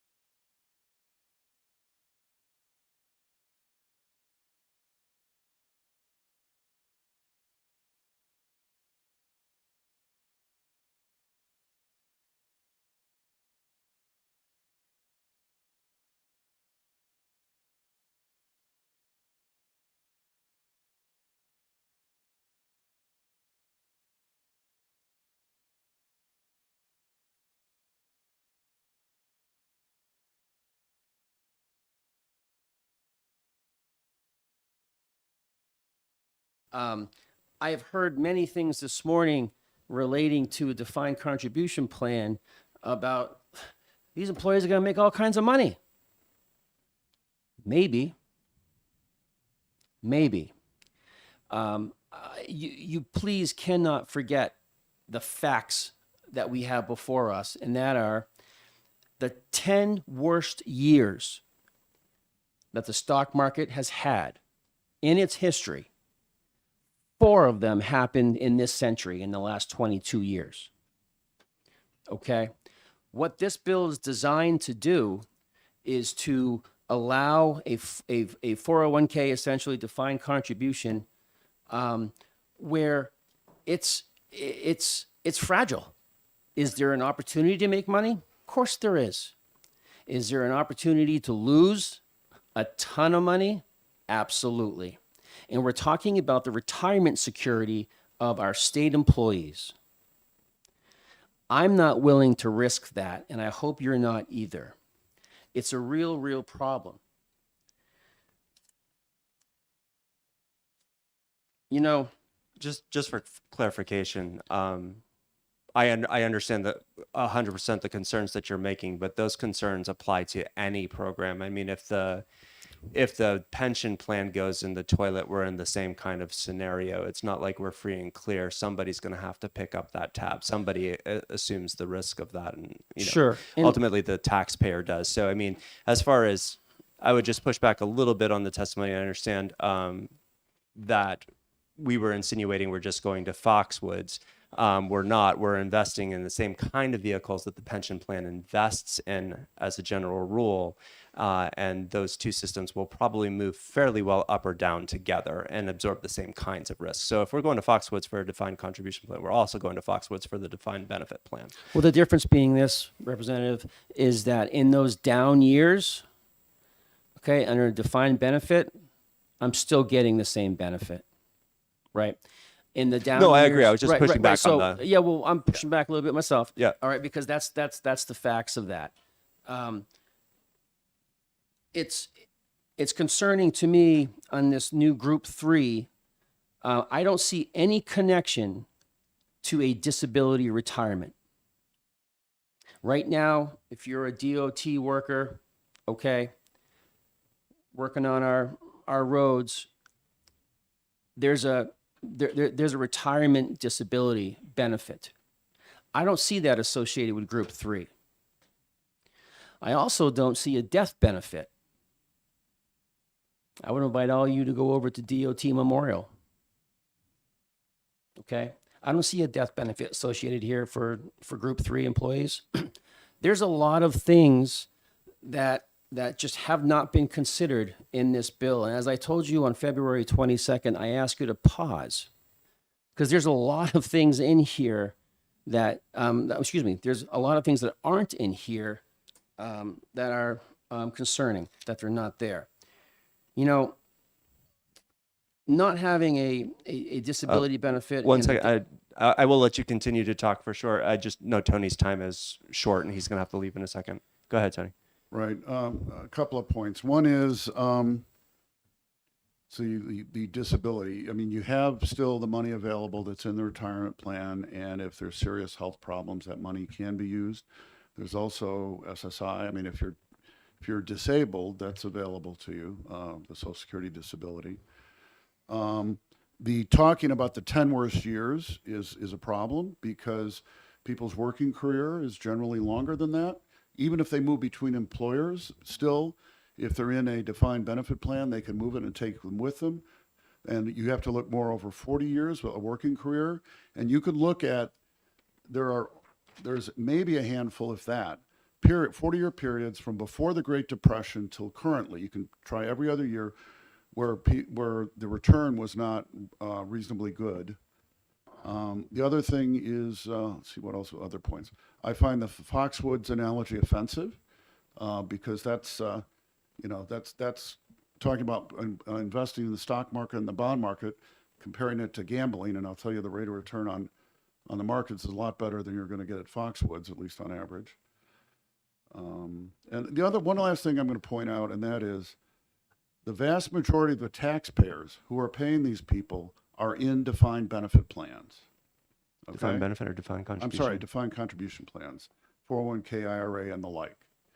And, good enough for them, good enough for the state employees, in my view. So, Well, I would respond to that, Representative. First and foremost, the Foxwood analogy was in no way meant to be offensive. It was my way of expressing that all I heard this morning was how wonderful this defined contribution was going to be, without any discussion about really potential downsides with down years in the stock market. So that's my analogy. That all I'm hearing is, oh, this is going to be a wonderful thing. It's that hope of it's going to be great. I think we all know, we've all experienced those down years, and so that's a real concern in terms of, when we're recruiting and we're trying to retain. As you all know, right now we have a deferred comp plan that's voluntary on top of a defined benefit plan, which is a wonderful recruiting tool. That all goes away under this bill. And still, I will just say, just in itself, that there's no disability retirement offered in Group 3. I'm asking you, please, this should bring great pause to you, because there hasn't been enough thought here about the employee. Yeah, you've got to go, Peter. Tony didn't. Okay. I understand. I have to be setting it. Thank you, Representative Schmidt. I appreciate your time. Yeah, you got to do JCEC. That's fine. We understand. We'll see you at 1:45. All right. Thank you so much, Representative O'Brien. I really do appreciate that. Sorry for the interruption again. Oh, that's perfectly fine. And so I guess certainly, the question about the fiscal note. Do we have an updated fiscal note on this? And obviously you can't go to a second committee at this point, but again, that should bring real pause. We're talking about millions of dollars here, according to the February 10th fiscal note. That's the only one that's the most updated version that I have. The cost shifting. Nobody's talking about cost shifting. Okay. Defined benefit is for the rest of your life. Defined contribution can be cannibalized very quickly. Okay. When that gets cannibalized, we talked about inflation earlier. Okay. Where do those people go? They go back to the state. Cost shifting. Nobody's talking about that. There's nothing in here to address cost shifting. Well, and that, once again, I would just say could potentially go both ways, because if the retirement system doesn't hit its numbers, it also falls back on the state to make up the shortfall in employee contributions. And also, even in a defined benefit plan, if the rates don't keep up with inflation, or the benefit doesn't keep up with inflation, there is the potential for cost of living adjustments, which would, in order to keep up with the cost of living, which would also fall back on to the taxpayer and the employer. The employee's not. So it's not as though. And once again, not trying to argue with you, but I'm No, that's just fine. thinking out loud. It's not as though a defined benefit plan is exempt from that. Right. So what we're also talking. Thank you for bringing up inflation in the COLA. The Senate just passed a COLA yesterday. Okay, it's in the process. The comment about a defined benefit plan not being able to keep up with inflation, you need to understand we have a mechanism in place for that. Yes, it's politically sensitive, of course, as it should be when you're dealing with taxpayer dollars. Okay. What's concerning is also the comment made here earlier this morning was that I believe 50% of people that work for the state don't make it to the vesting period. I think that came from New Hampshire retirement system. Is that okay? Yeah, I think that So came that's directly from that. that's an awful lot of people under Group 3. Okay, because they're 100% invested on the day that they get that dollar. That's a whole lot of taxpayer dollars going out the window. Whereas currently, right now, they are, as I believe Marty said from the retirement system, that it stays in the system until it's vested. So that's again, nobody's talking about all those taxpayer dollars potentially going with these portable employees, as explained. Well, once again, for clarification, we did talk about that, and we talked about it for a while. And the question I think that we have, and maybe you can answer it, because you're the representative of the employees, correct? That is Themselves? correct. So the employees themselves are the ones receiving those benefits. And I think the way that we would look at it from a defined contribution standpoint is they have earned those benefits. They're available to them right away as employees of the state, and they're getting the direct benefit from that. And the question as to whether or not that is balanced out a little bit by the UAAL funds coming in without any necessity for a future benefit out of the retirement system, excuse me, potentially keeps the New Hampshire retirement system on the same footing, while at the same time allowing the employee to take a greater benefit shorter, have access to that and be able to keep the money that they've made as opposed to having to give it back to the state if they don't stick around long enough. So Right. there's a potential benefit either way, right? There's a real misconception here that state employees are just state employees. State employees are also taxpayers. So they have absolutely every single right to comment on taxpayer situations as it relates to pieces of legislation in this state. Yes, they're employees, but they're also taxpayers. And it's concerning that there's a mechanism under Group 3 now in this bill to allow taxpayer dollars before being properly vested in the 10-year period that we currently have are now just being portable. And we've heard from earlier testimony that we're talking going to be thousands of people that aren't ever going to be vested. And all those taxpayer dollars, which normally would have stayed in the system, are not any longer. Yes, Representative Gerhard. Thank you, Chairman. So I'm a little bit confused here. Wouldn't it benefit the employees to take the money that they earned for their retirement with them? Representative, what we're talking about here is recruitment and retention. We're talking about the ability right now where we have two really good things to offer for current employees. We have the defined benefit, and we also have the voluntary deferred comp, which is essentially like a 401k. Okay? That's a wonderful thing because you know you're absolutely going to get something with a defined benefit, and then you can play around a little bit with your deferred comp in hope. If we're talking about what's best for the employee, okay, what's best for the employee is not necessarily from our perspective as representing not only 10,000 employees, but 10,000 taxpayers as well. And what's best for the system. And the system also includes retention and recruitment. So the thought of that we can bring people in here. Now, keep in mind, we're partners with the state, right? We are partners with the state. And part of that partnership is making sure that we have an overall well-functioning system.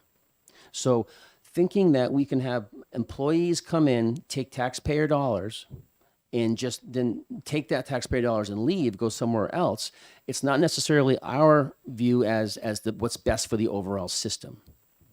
Okay, what I'm saying is if you want retention, you want people to come into the system to start working, the idea that they don't have to stay 10 years before they could actually have some of their own money in their hands, to me, doesn't really encourage somebody to just start joining up, especially when we learn that 50% or whatever the number was never make it to investment. So that's what I'm saying. So I appreciate no, and your you know what, concerns. Representative, that's a great point. And I actually have on my laptop an amendment ready to go. Should you ever want to say that current Group 1 and Group 2 employees have 100% of their monies invested the day they put it in. I think we both know the result of that piece of legislation. But if it's good logic for Group 3 moving forward, why wouldn't it be good logic for Group 1 and 2 currently? Well, my whole position is I just want to stop the bleeding. So, all right, thank you. Yep, correct. Thank you. Well, that would be my other question for you. Well, actually, shoot, I had a question that was specifically for you that you would be able to answer.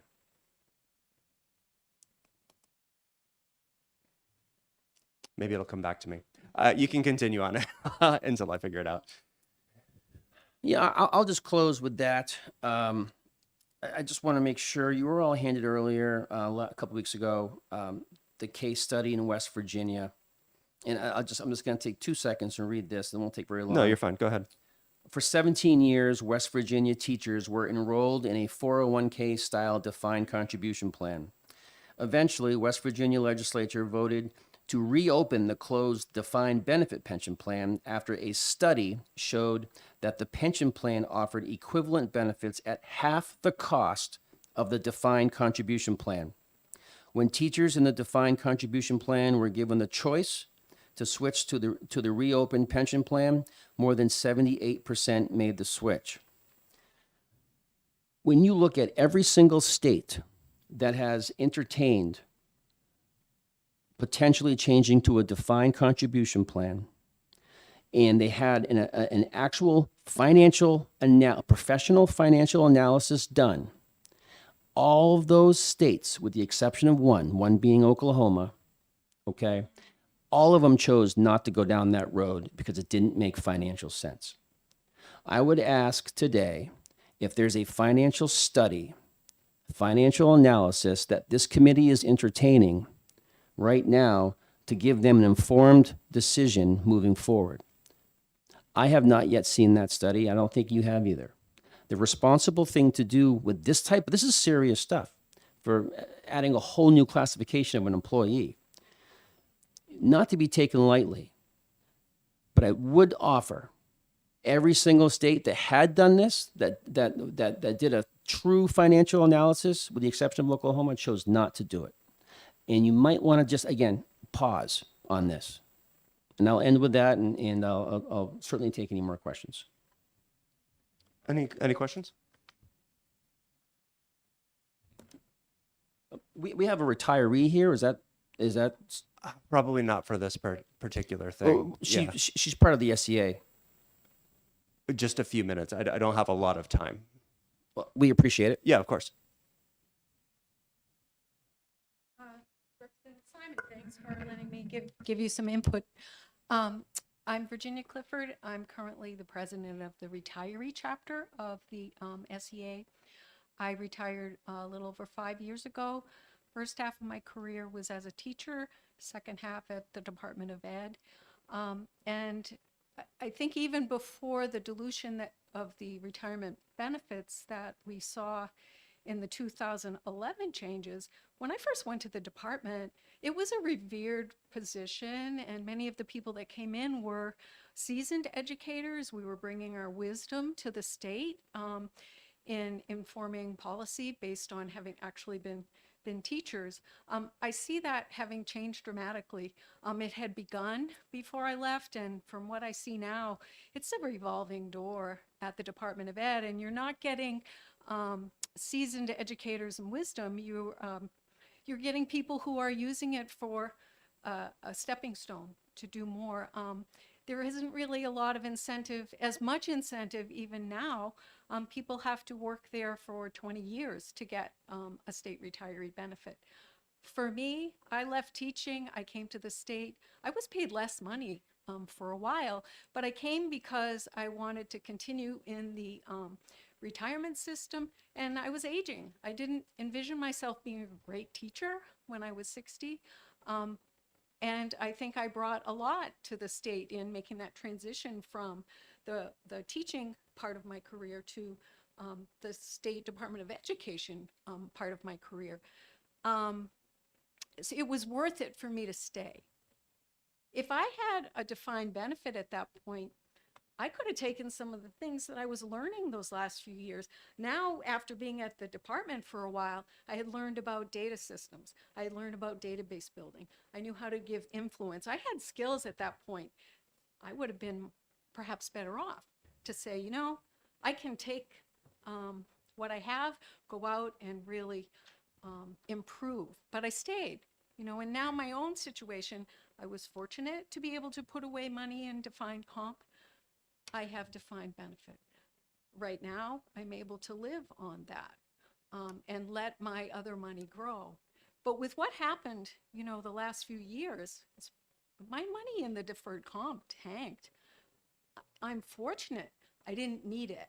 I've been able to ride through that period. If I had had something catastrophic and that's all I had, and I had to pull out, and I no longer had the principal or the money that was there to continue growing. I mean, it's just such a risk. I have so much more that I have because of the defined benefit, and that's why I stayed.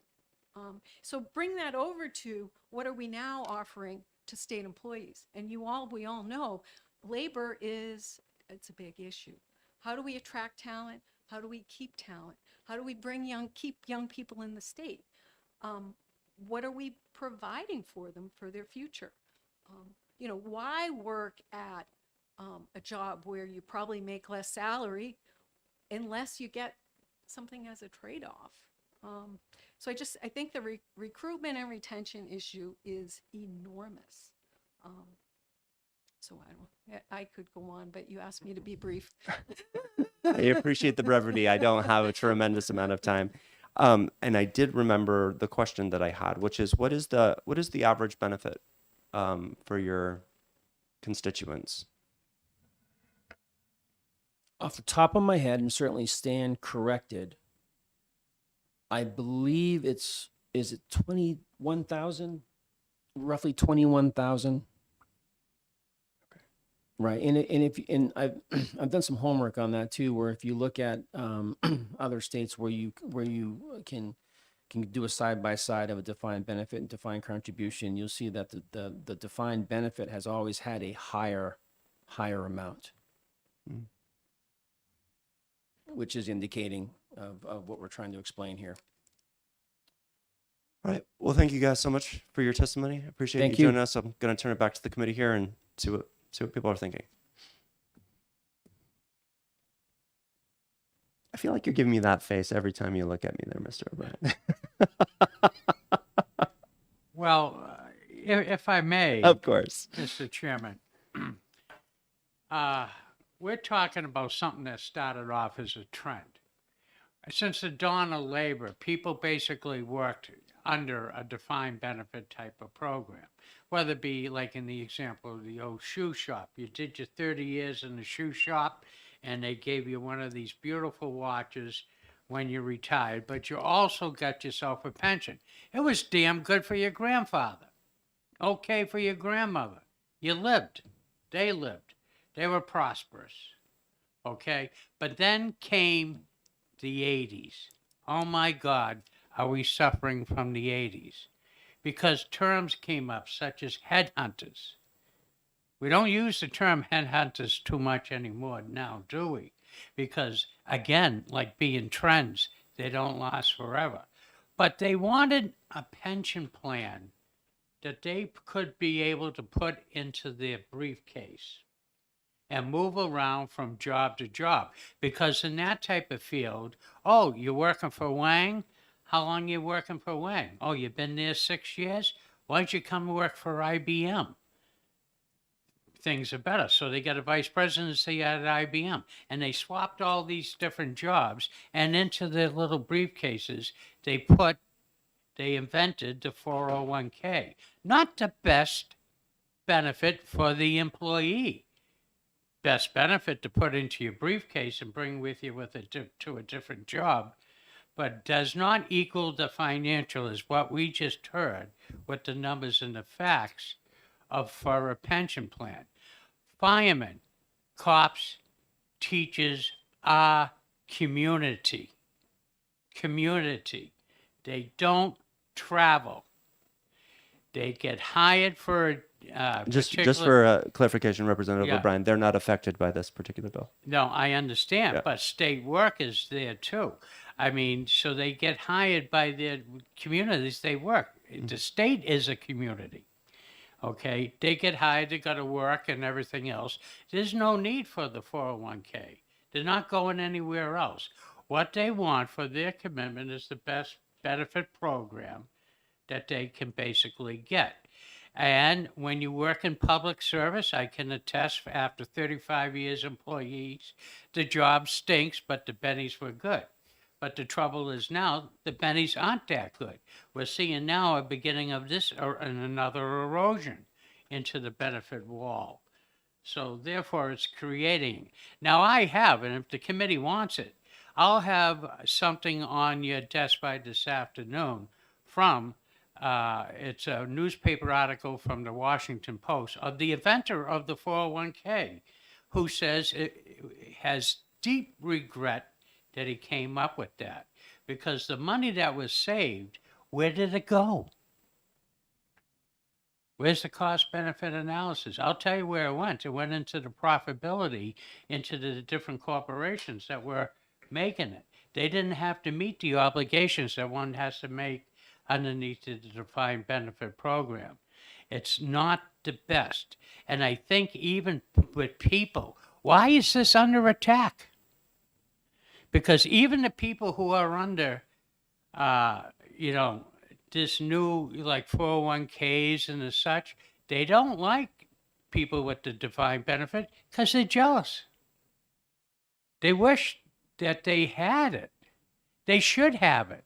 Maybe things need to change in labor, and maybe the whole thing. And you say, and Representative Gerhard, I too want to stop the bleeding.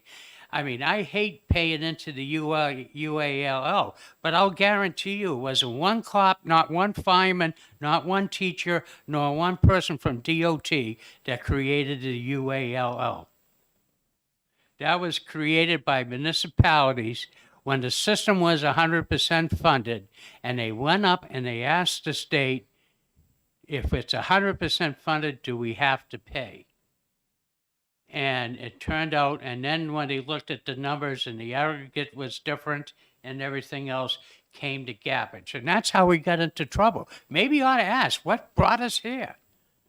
Before we try to, before One we second, try, he's actually on the sub. Did you want to say something? I'm an official subcommittee member. Yeah. No, I agree with you, but I think the fundamental problem. Okay, let's go.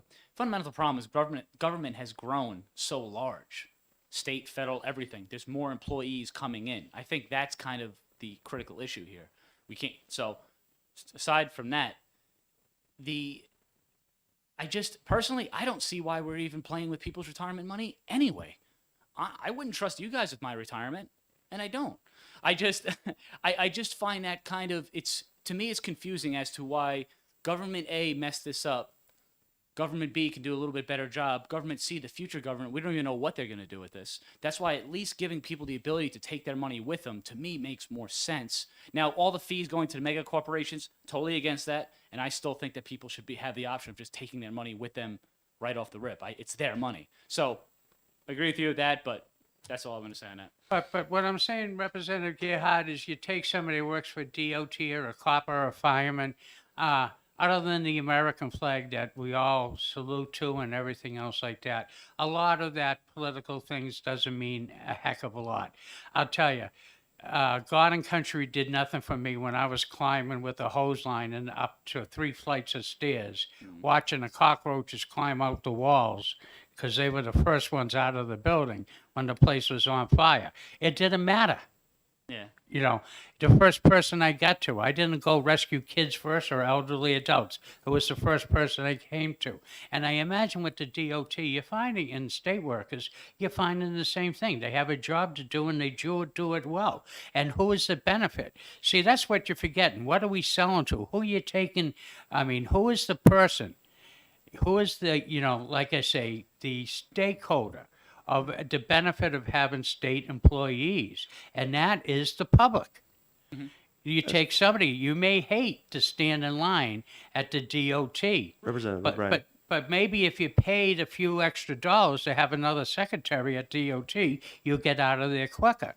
The thing is that is the benefit. So, as far as the conversation goes, and we are running a little bit Right, short and on time. I appreciate that. Yeah, no. But- All I'm going to say is I prefer not to cast aspersions on people's motives for why they may want to make a No, a and if I change. did, I apologize. Yeah. There was none taken. But the thing is, the form of government we have has nothing to do with the pension plan. Basically, yes, should it be run right and everything else. But you know something? You know why we're here and you know why we're faced with the problems? Because 12 years ago, 11 years ago, people thought they were going to fix the system. You didn't fix nothing. You broke it more. And that's what we're trying to repair here. Something that got broken. And some of the names that are on this sheet were people that were there when they broke it. And you can ask and you can check the facts. No, I'm well aware of who was involved when the system was broken. I'm not sure that there's an overlap between how we broke it the first time and this particular plan. I don't think that the risks involved are the same thing as what happened the first time. So I don't know that we can make that particular comparison between the two. Oh, Yeah.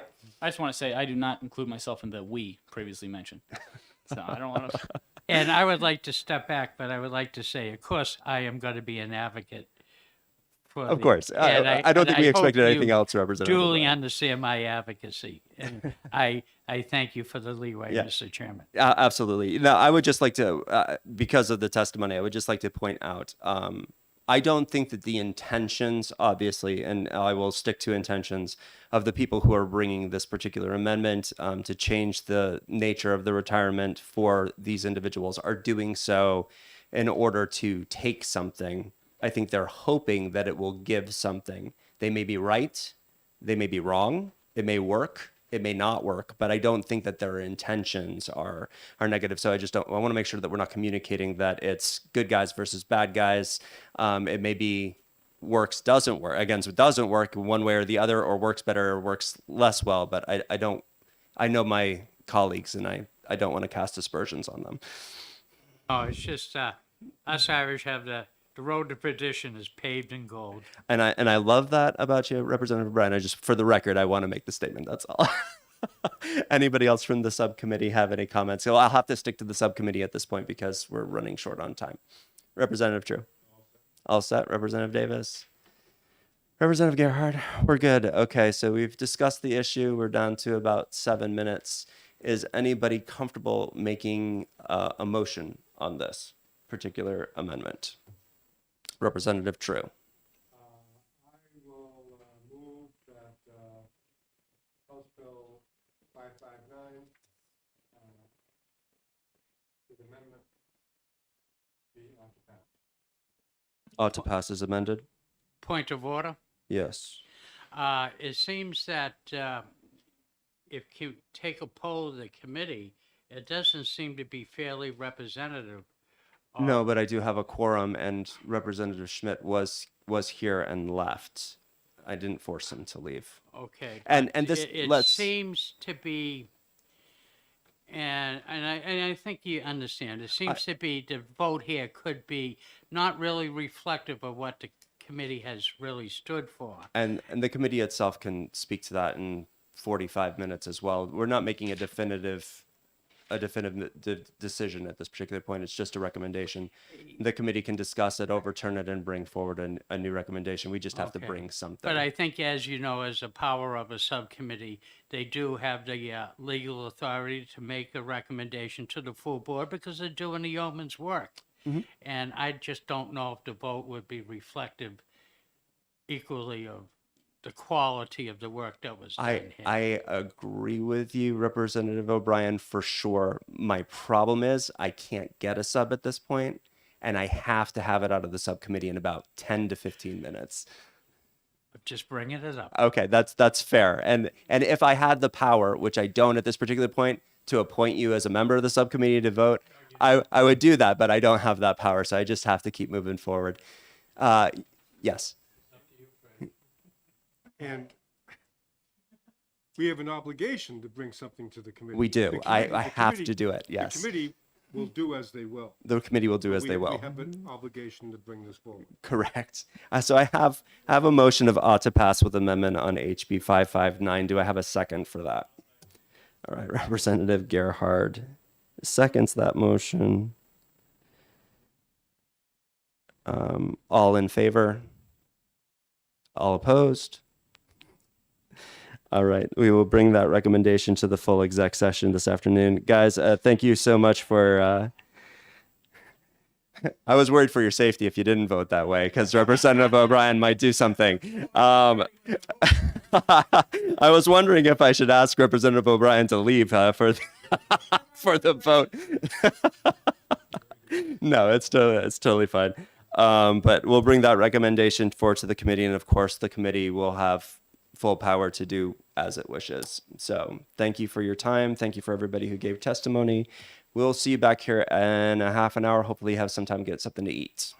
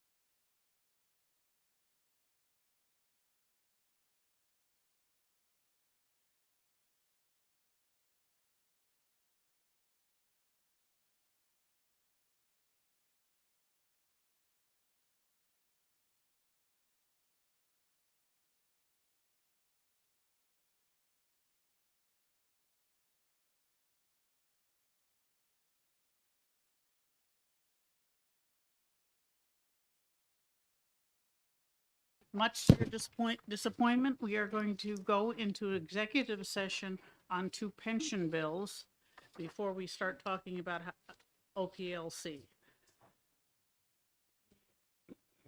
Okay, so, Representative, we have House Bill 457 and House Bill 559. Madam Chair, Yes, I'm so ma'am. sorry. I have a missing body. So I don't know where that missing body is, but if you give me 2 minutes, I'd like to go find it. He's here. He was at the subcommittee, so He's here somewhere. you can't go invading the men's room, Representative Groda. Oh, okay. Sorry. Well, I could. You could, yes. That's all right, yeah. I'm sure he hasn't gone far. Okay, so why don't we take up House Bill 457 first? Representative Simon, do you have a motion? Yes, thank you, Madam Chair. According to the subcommittee, I would like to move to pass with amendments on HB 457, and I would like to bring forward Amendment 0898H. 0898H. 0898, okay. Does everyone have a copy of that amendment? There were copies There were on the copies table. on the table. I have one here, Diane. Does anybody else need one? Okay.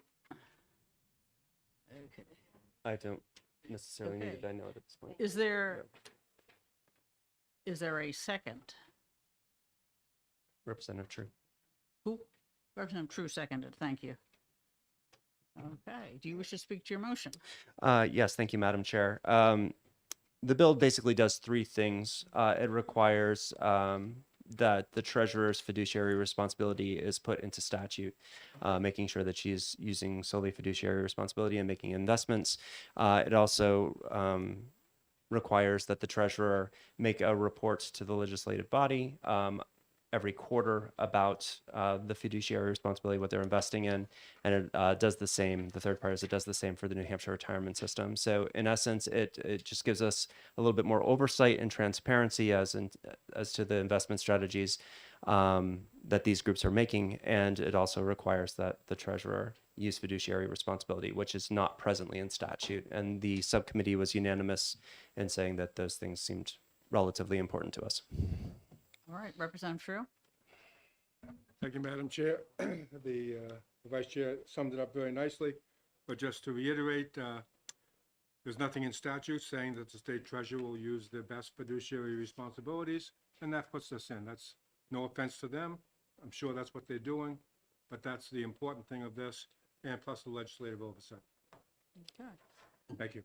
All right, is there anyone else who would like to speak on the amendment? Representative Groda? I do have a question for the subcommittee. So the component of House Bill 457 that indicated to the state in the investment of funds that regarded to certain sectors of the market, has that been removed? Yes, that's been removed. There's no specific language towards any particular group or investment. It just is a report that needs to be made that if for some reason there is multiple reasons for investing, they just have to note that on a report that they give to the legislature, but they're not forbidden to do so as long as they are following appropriate fiduciary responsibility. The amendment replaces the entire Yeah, it bill. replaces the entire bill. So yes, any comments about ESG or any of that is no longer in the bill. And I just want to make Follow-up? sure, yes, follow up, excuse me. And this report is going to be given to the LBA, is that right? Yes, it is. Thank you very much. Okay. Anyone else? Comments? Questions? Okay. In that case, the motion is to adopt Amendment 0898 to House Bill 457, and the clerk can call the roll. Representative Simon, Yes. Representative Lakis, Yes. Representative Bailey, Yes. Representative Santonastaso. Oh, he's not here.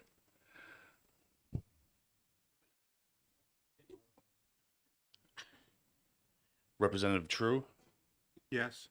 Representative Hill, Yes. Representative Weber, Yes. Representative Gerhard. Yes. Clerk votes yes. Representative Groda, Yes. Representative Schmidt, Yes. Representative Brennan, Yes. Representative Schuett, Yes. Representative O'Brien, Yes. Representative Trelevin, Yes. Representative Davis, Yes. Representative Fitzpatrick, Yes. Representative Gould, Yes. Representative Lane, Yes. and the chair. Yes. 19 yay, 0 nay. All right, and before proceeding, I would like to thank all our substitutes and invite them to say who they are, so we, Representative Trelevin? Thank you, Madam Chair. I'm Susan Trelevin. I represent District 21, which is 5 wards in the city of Dover. And I have to confess, in my entire time in the legislature since 2014, I have never worn jeans. And today is my debut in jeans. Thank you for having me. Thank you, you'll fit in with this committee very well. Thank you, Madam Chair. I'm Connie Lane. I'm from Concord, Ward 2, and I'm not wearing jeans. Oh. Thank you very much. Okay, that's all of us. Representative Brandon? Thank you, Madam Chair. I'm Angela Brennan. I represent Merrimack 9, that is Bow and Hopkinton. I'm happy to be here. Thank you so much. And Representative Hill? Thank you, Madam Chair. I'm Representative Greg Hill. I represent Northfield, and I think this may be my first time in ED&A in 12 or 14 years here. So, thank you. It's a special treat then. I will cherish it always. All right. So Representative Simon, you have a motion.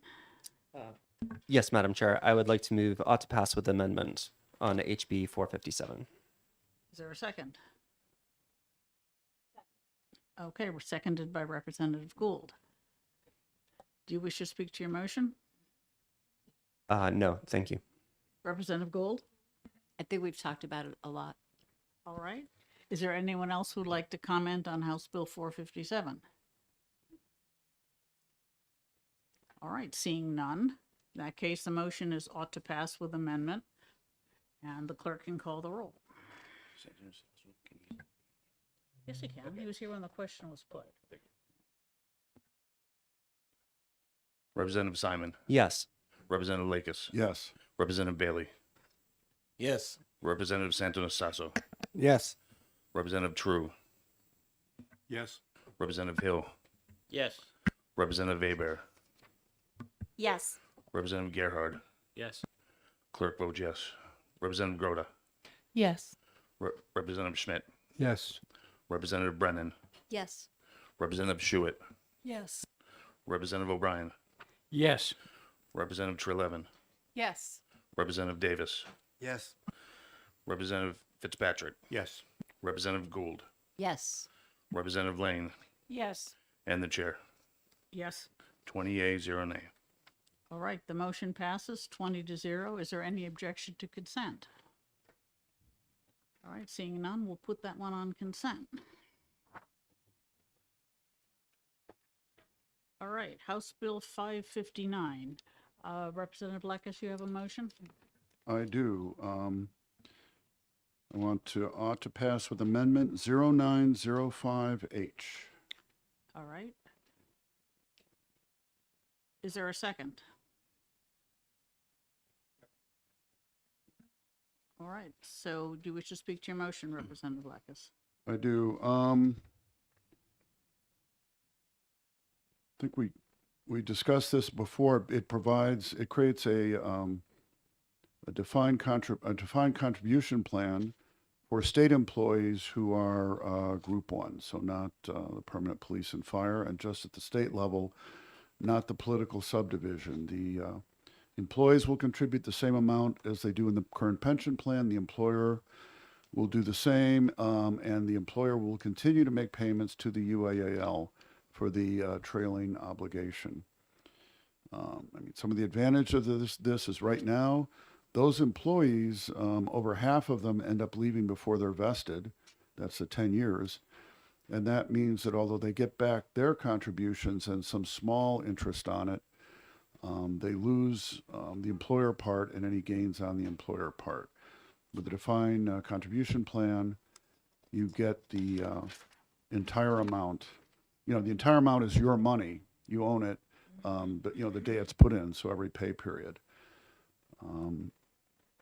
The other thing is that while for a defined benefit plan, not only is the employee bearing the inflation risk, but they're also bearing the political risk of whether or not the legislature decides to grant a COLA. And you can consider the history of what that's been.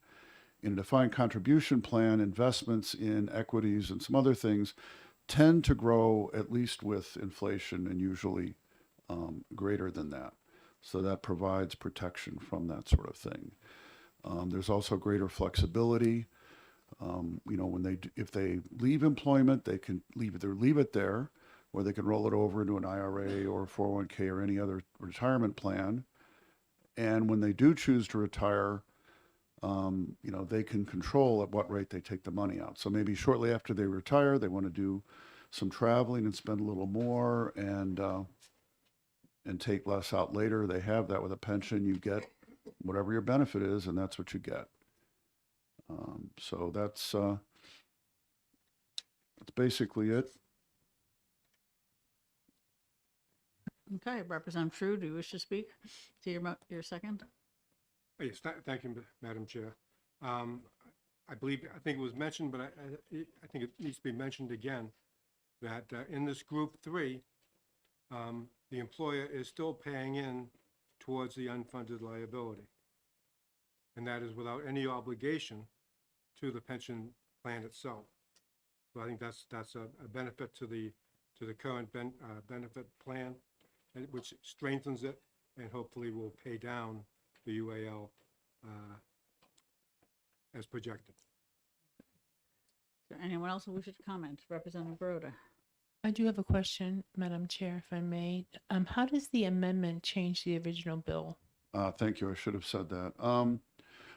In the original bill, it permitted existing employees who were employed before the start date of July 1, 2024 to opt into this plan. We took that out because we were informed by Marty from the NHRS that that might violate the IRS rules. In particular, we would be allowing people in the pension plan to take their money out of the pension plan and put it in this defined contribution plan, which he believed was not permitted, and so we took it out. Do I follow up? And the sentence, the accrued liability contribution percentage chargeable to a Group 3 employee shall be determined by charging the Group 1 member accrued liability contributions for the Group 3 members. What does that mean? Okay, that takes the amount that the employee has to pay towards the retirement by reference. So it's the same in both.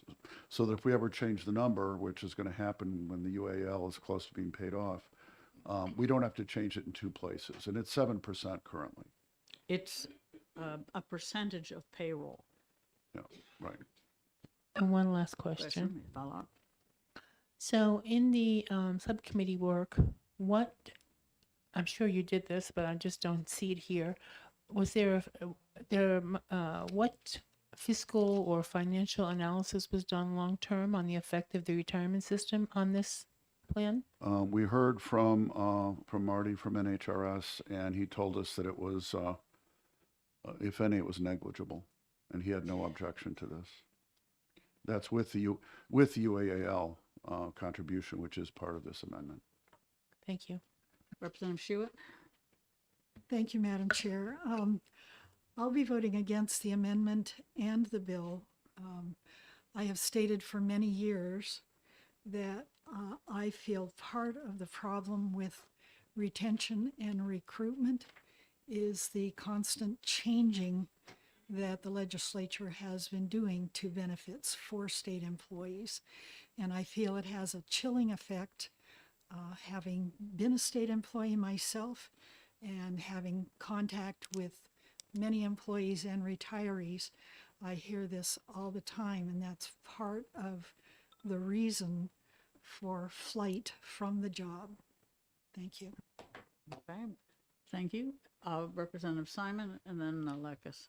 Thank you, Madam Chair. Just for clarification on this bill wouldn't affect anybody who is currently hired and already in a benefit plan. It would only apply to new hires, and they would be offered this plan at the time of their hire if it were to pass. So it isn't a situation in which we are changing a benefit on somebody. Everybody's benefit plan will stay as it is. Representative Lekis and then Aber. Right, and one of the motivations to put this in is that it might actually act as a benefit to recruitment. Right now, less than half of these employees, Group 1 state employees, stay vested until their 10 years, and they lose all the employer contribution and gain. Whereas with the defined contribution plan, that's their property, you know, on the day, every payroll when those contributions are made. Both their contribution and the employer's contribution and any gain is theirs, and the state doesn't have the legal ability to mess with it. Okay, thank you, Representative Aber and then O'Brien. Thank you, Madam Chair. I have two comments. I remember that during the hearing, it was presented by the sponsor, two charts. One chart of the unrealized liability of what it should have been and the unrealized liability of where we are today in the retirement system, and that being a major pivotal point or springboard to go ahead and launch this legislation. The fact that it also doesn't affect any current employees, I love that part of that. And also giving freedom to the younger generation that wants to go in and switch their retirements around or do their own investments, that take it with them if they decide to leave. And, you know, we are dealing with a younger generation coming in that wants those freedom of choices. So for all those reasons, I'll be supporting this bill and the amendment. Thank you. Okay, Representative O'Brien. Thank you, Madam Chair. I am not going to support this. I had I was very fortunate to be able to sit in, much to the consternation of my good friend Representative Simon, in the subcommittee. But what Representative Lekis helped me out here, there were several things that were identified that were left out of this particular bill that needs to be worked. So there is a question, number one, that it's not ready for prime time to go to the full board, that it may need some fixing. Am I correct in saying that? There were comments made to that effect. I disagree with them. And if you're, I mean, if you're considering thinking of the disability one, I mean, there is a disability benefit as part of the pension. With this, if you become disabled, you know, that's a situation where you can start taking the money out and you're still eligible, at least the Group 1. I don't know about Group 2, but we're not touching that. You're still eligible for SSI disability. Okay. And follow up, if I may. This seems also, too, it was heard by some of the representatives of state employees associations. And I think, well, the state did come up, one of the things changes upon 59. They want to eliminate that. I'm going by the fourth page, number 10. And they wanted to remove that to go to the 65. Again, that's something that's very important that was left out. But we did also hear too, if we look at page 4 and then number 12, what happens if the member dies and everything? And there seems to have been some questions on how they would receive, the survivors received some of the death benefits. Yes. Representative Lekis. That's actually controlled by the IRS regulations on these plans, and we have to follow those regulations so that the contributions and the gains are free from tax. But, you know, I've been involved in an equivalent plan, and you specify when you sign up who your beneficiaries are going to be, and that, you know, what happens is they inherit, in effect, an IRA, and they can take money out of it or not. You know, they can keep it in there and let it grow and take it out later. When Yes. when the owner of it, the original person, would have reached currently 70 and a half years old, there's a required minimum distribution. You have to start taking some amounts out, and the person who inherited that. And I'm familiar with this because unfortunately my mother passed away, and I inherited an IRA that she had, and I've been dealing with that. But that's how it works. Yes, And it's a one more- well-established policy, and your spouse has to agree to putting any other person as the beneficiary of this plan. Okay, and follow up if I may, again. Please. You know, I grew up in that generation that mom and dad had like the Christmas account where you put money away so that us kiddos can, Santa Claus gave us a good gift. And basically you put 2 nickels in the bank and, you know, you kind of hope they rub together and they made $1 or whatever happens in the bank. But the thing is, and I don't care what happens in the bank, but the thing is, there seems to be an erosion to some degree. Even though it is negligible, but it is an eroding.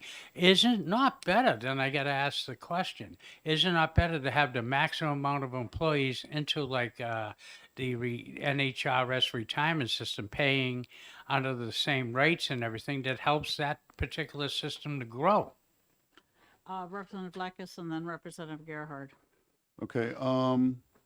So first of all, the normal contributions, which is the contributions to meet an actuarially sound pension for that employee, doesn't go in. But on the other hand, the retirement system is not picking up the responsibility of paying a pension. The UAL is going in there to meet the trailing obligations, which is I think 10.9 something percent of the gross payroll.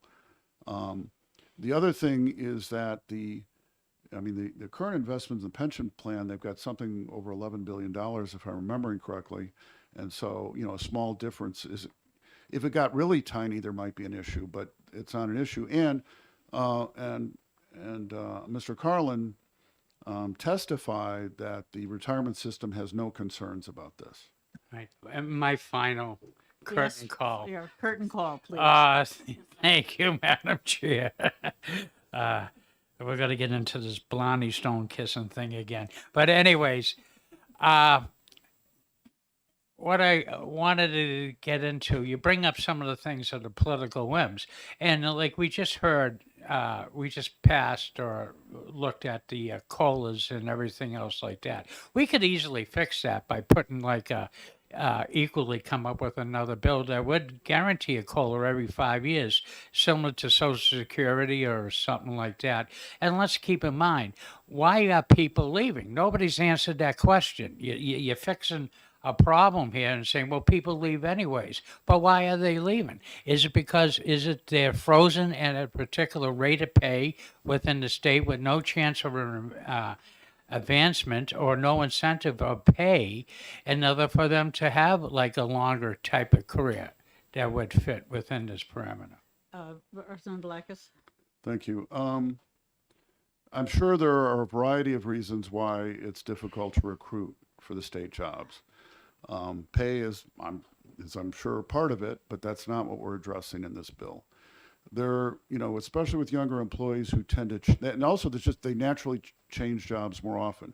That's true in private industry and for the state. It's a kind of maybe a different culture. You can think it's good, you can think it's bad, but they're doing it. And so this bill, you know, stops the situation where, you know, we're saying we're giving them these contributions, but if over half of them end up leaving for whatever reason before they're vested, you know, they lose a significant part of that retirement fund.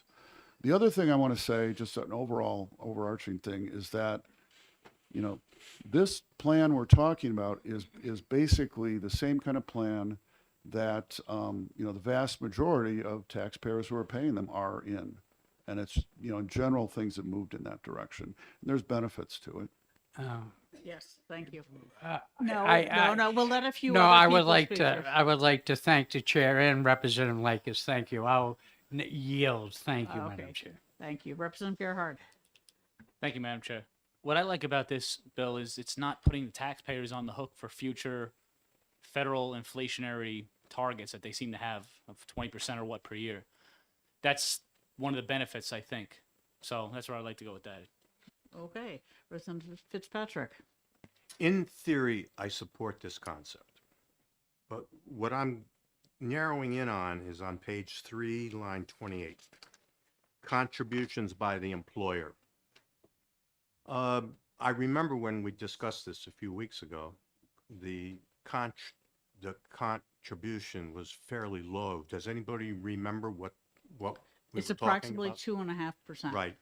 Thank you, Madam. Thank you, Madam Chair. I find that to be much too low personally for me to support this concept. This concept I like, but that's just not acceptable. I have So- to say that was a political decision to make the state contribution to this retirement system the same as it is to the actual retirement of the other employees. Understood. So if you think it should be higher, I cannot argue with that, but I don't know that you can get the money.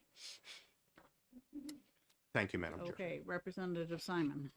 And just to address that a little bit, the benefit that they're accumulating right now, as the chair said, is based off of that same employer contribution. So it's as close to apples as you can get. Yes, I think it should be higher myself. I think it's a little bit too low, but we aren't shortchanging the employee by using that number either at this particular point in time. And this does leave flexibility for them to negotiate it up as well. Okay, Representative Grota and then Lakis. I'm not going to support the amendment and I'm not going to support the bill because this is not an apples to apples comparison. I understand that. But when you look at the employee as a whole, this bill does not really address, I don't think, the longevity of employment in the state, and things like medical healthcare plans are different, and there's no mention of healthcare plans in here. I beg to differ. It's, In the amendment? yeah, on page, page 4. Yeah, it's the health insurance group. 19. Line 19, page 4. Okay, That is the same plan that the Group 1 and 2 state employees are eligible for. And it is at their own expense And for both. in all cases. All right, I'm going to look into that. And also, during the hearing, there was a question about the UNH plan for employers and employees. Was that answered during subcommittee? Does anybody remember that Well, question? I'm not sure what the question was. UNH has a defined contribution plan, and they've had it for 25 years, I believe. They may, I don't know the numbers, they may be offering more money. And to that, I mean, I was going to say what Representative Simon said with something else, and that is the same money is available to pay their retirement benefits in the two plans. Now, you know, we're looking at raising the salaries for the employees, and I'd have no objection either, you know, in HB2 or in the future, as part of the negotiation, you know, for contracts with the employees, to say we're going to increase the match. I mean, that would be a decision the legislature or future legislature could make, and that might be a good trade-off to do that versus maybe some payroll. But we've made it the same so that the same money is available for their retirement in both cases. And if we think it should increase, we can consider that, but not part of this bill. And as written, that amount is available for the employer to decide to increase. They can't decrease it, but they could increase it without our approval or permission. We could mandate it to become higher, but it is free for the employer to increase. If I could- Representative Yeah, Lapkus. thank you to the chair. I neglected to mention that we did put in this amendment, that amount or greater. So as part of a contract negotiation, without the legislature acting, they could offer more. But we started with the floor as being identical. Mhm. Okay. Any other questions, comments? Representative Trelevin? Thank you, Madam Chair, and thanks for taking my comment, and that's all it is. I'm a trained early childhood educator, and I'm also a real estate broker, and language is very, very, very important to me. So if you know me, you'll know what my comment is going to be. There's antiquated language. We use it here in the legislature. You're referred to as chairman. Fine with me. If it was me, I would change it. And in the bill, I noticed that police officers are referred to as policemen and firefighters are referred to as firemen. And it may seem like a small point, but come on, it's 2023, right? So I think that a wordsmith or an editor should pay attention to this. Whatever happens to it, I know there are terms that are used colloquially and even legally, yet I cannot not comment because I think it matters. I would just say that the permanent policeman or permanent fireman is the existing language of statute. We have not added it. I understand. It's there. And if you would like to clean up the language of RSA 100A so that it is non-sexist, I would be delighted and I would vote for it, but it's a fair amount of work. Madam Chair, thank you very much, and I appreciate that, and thanks all for listening and smiling, especially Representative Simon. Okay. Any other comments, questions, Representative Schmidt? No? Okay. I'll just make one comment, Madam Chair, and that is, this is a monumental change which has been before this legislature repeatedly in the past in various different forms. And I think it's premature to be leaping from one system to the other without further investigation and study. So I will not be supporting the ought to pass. Okay, thank you. Representative O'Brien, do you still have a question? Thank you, Madam Chair. It was just not a question, but just as a thing of clarity.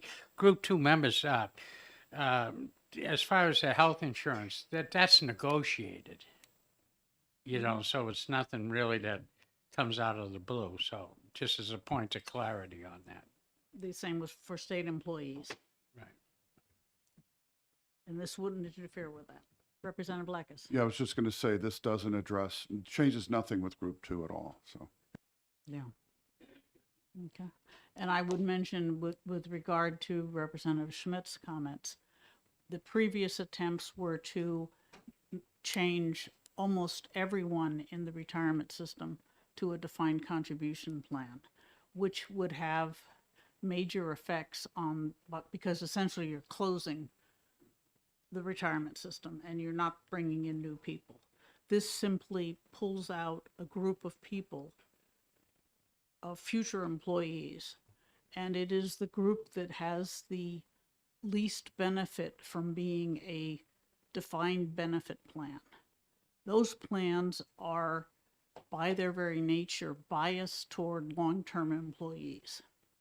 And the police are long-term employees, the fire are long-term employees, teachers are long-term employees. I mean, they all have some attrition at the beginning, but once they're there for a couple of years, they stay in the system for their career, so that the people who retire are retiring after a full career for the most part.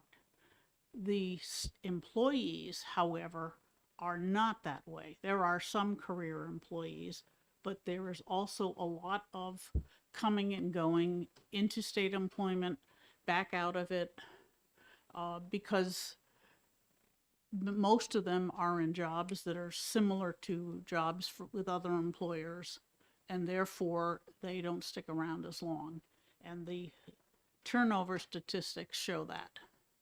I mean, there are very few, relatively speaking, people who survive the first 10 years in order to get the benefit.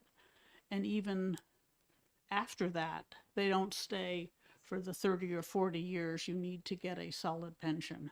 And so that's one reason to pull those people out of the defined benefit plan. All right, anyone else? Yeah, Representative Broda. Thank you. So over the course of this term, we've heard a lot about the retirement system and we've had a lot of testimony. One of the things that was said to me clearly was that the employees of the state have lost trust in the retirement system. And they've lost the trust because, frankly, of all the changes that are going on at the hand of the legislature. To address that, we passed House Bill 436, which I hope addresses the concern and the trust that the employees have in our system. And I think, frankly, that is enough. I think continuing to change the retirement system is a bad idea. And although there may be some concepts that are acceptable in this bill, I don't want to change anymore. I don't want to make any more changes. I think we should stay where we are. I think employee trust is important. And I'm hoping that by addressing the concerns that we did address in House Bill 436, we take care of that. This is different. And all this data about retention, we didn't hear any of that. None of that was shared with us. And it's not a criticism of this committee. But I think that before we do something like this, we need to have all the information together. So, That was at the public hearing. Representative, Sorry, excuse me for interrupting. so I'll be voting against the amendment and against the bill. Okay. Representative Simon? Thank you, Madam Chair. I agree with the concerns about the trustworthiness of the system. I'm a co-sponsor on 436, and I've been fighting fairly diligently to get that through. I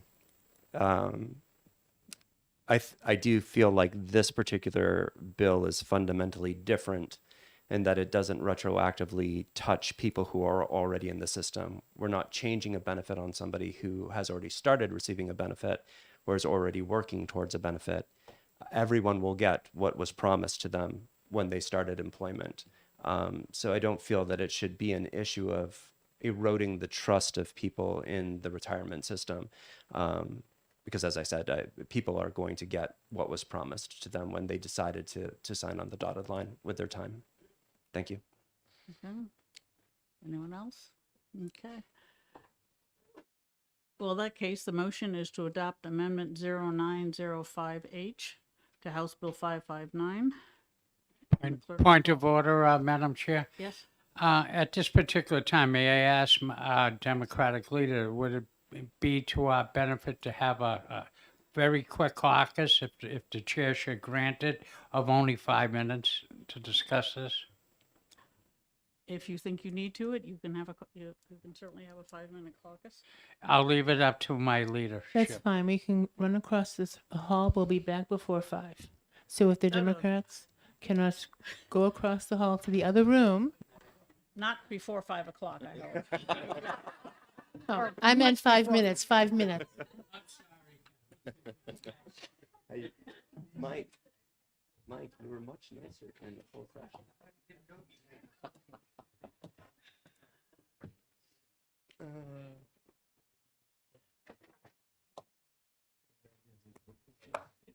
That's mine. Yeah, thank you. Yeah, I got like pushed around all over the place this morning. Okay.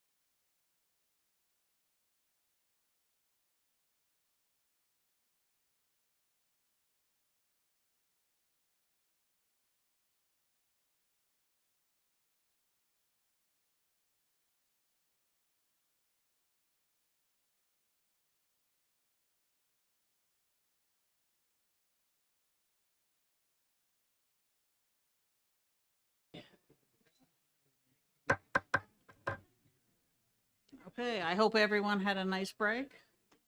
Excellent. Is, all right, are there any further comments that anyone would like to make after having been enlightened? All right. Not seeing any. The motion is to adopt Amendment 0905 to House Bill 559, and the clerk can call the roll. Representative Simon. Yes. Representative Lakis. Yes. Representative Bailey. Yes. Representative Santo-Nastaso. Yes. Representative True. Yes. Representative Hill. Yes. Representative Weber. Yes. Representative Gerhard. Yes. Clerk votes yes. Representative Groda. No. Representative Schmidt. No. Representative Brennan. No. Representative Schuett. No. Representative O'Brien. No. Representative Trelevin. No. Representative Davis. No. Representative Fitzpatrick. No. Representative Gould. No. Representative Lane. No. And the chair. Yes. 10 yea, 10 nay.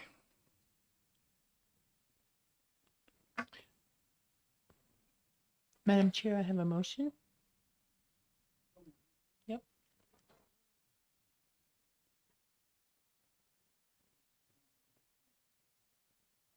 Representative Broda.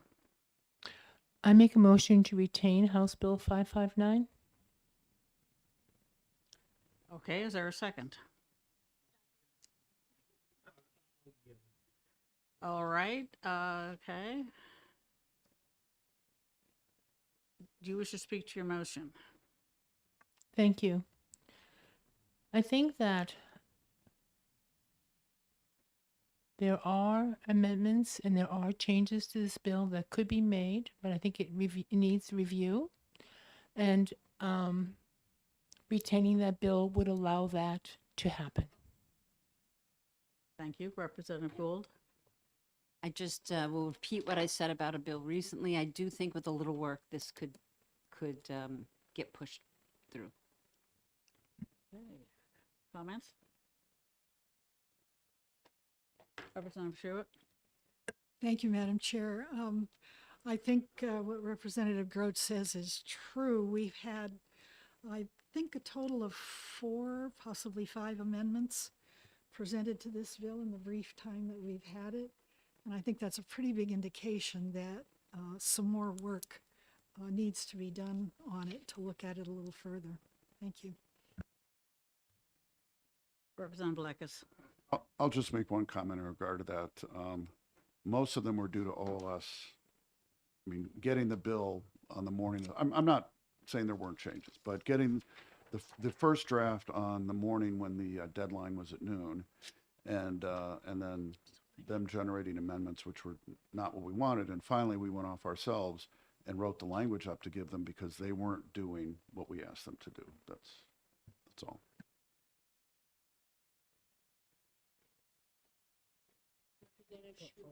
Yes, Representative.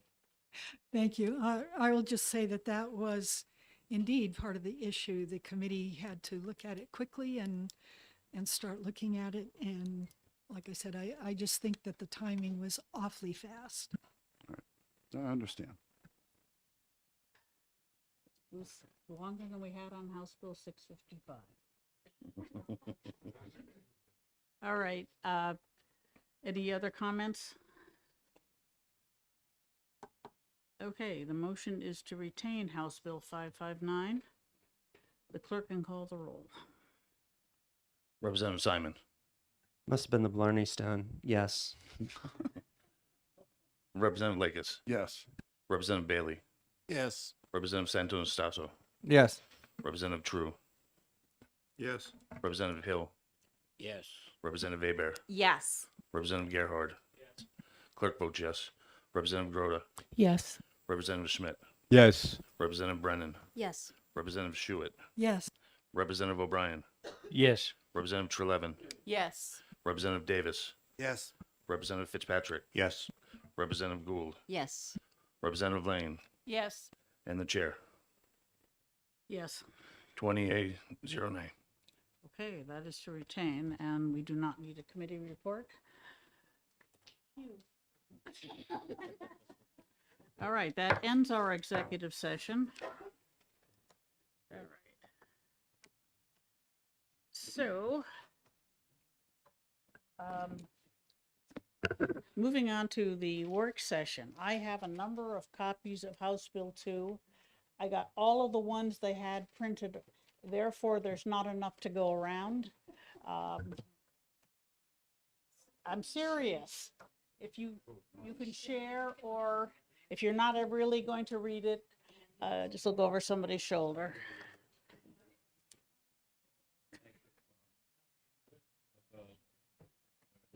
What? He has one. He grabbed it earlier. All right. Thank you, Greg. All right.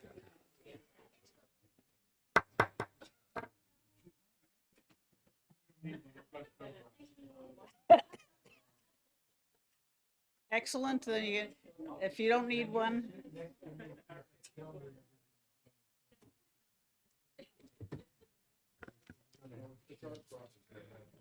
Anyway, there's one there too. Okay, somebody in the field might want it.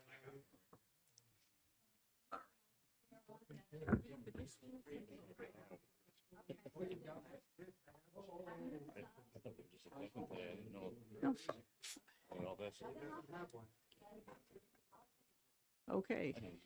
We there we go. All right, thank you for your service.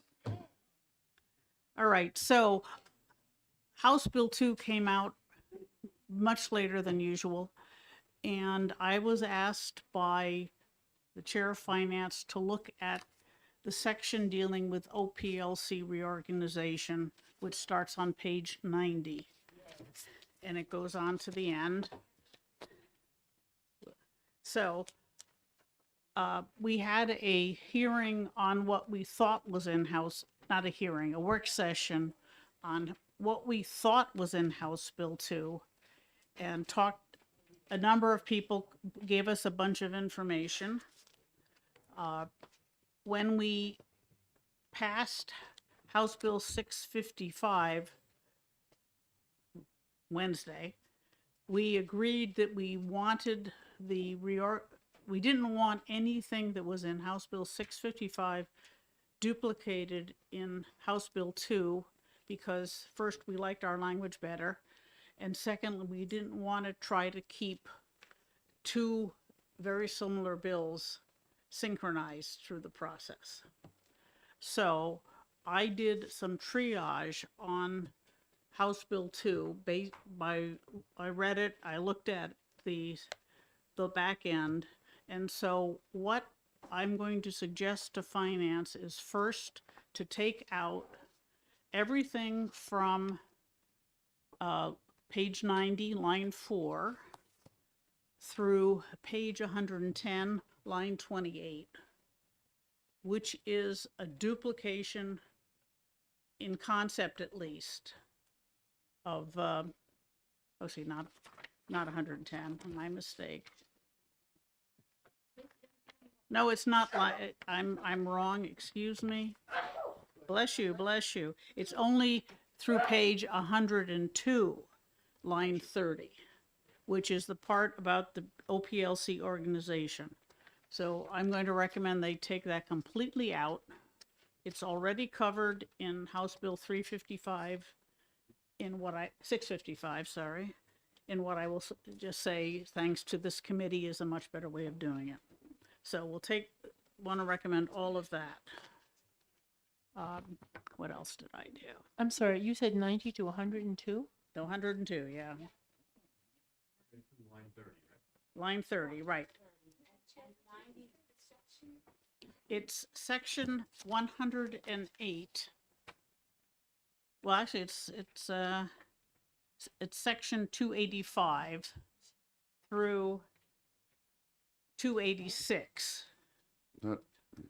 Yes, Representative. That seems to be a lot shorter than 655. What happened? What's going on? We added a fair amount of stuff. Let's see. This is the same as, this covers the same sections of statute that are the first part of House Bill 655. The amendment deleted the remaining 30 pages or so of repeals. I believe that's the case, but it expanded some of the sections, like the inspection, the investigations were expanded. But these sections create the same RSAs that we created in 655. Okay, thank you. Madam Chair, if I Yes, may. that, So please. I do believe that we do start with page 90 Right. in the because I created the amendment, Uh-huh. and we went all the way to the repeal portion, and Which is I on agree page with you because 102. I'm looking at this and I'm thinking that's only 12 pages, and House Bill 655 is, I believe, 17 or 18 pages long. So I will make sure, I'll just double check. But I know that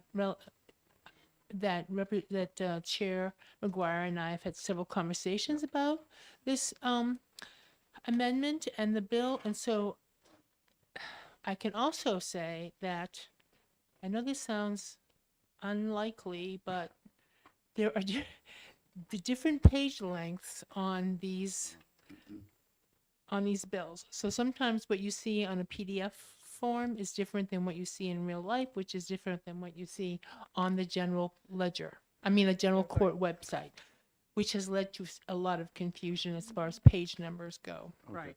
Thank you. But Yeah, but I will double check that. Yep, Because I have the please. same question. I'm pretty sure that all of that needs to come out, and I would not be surprised there is some other section that also wants to come out.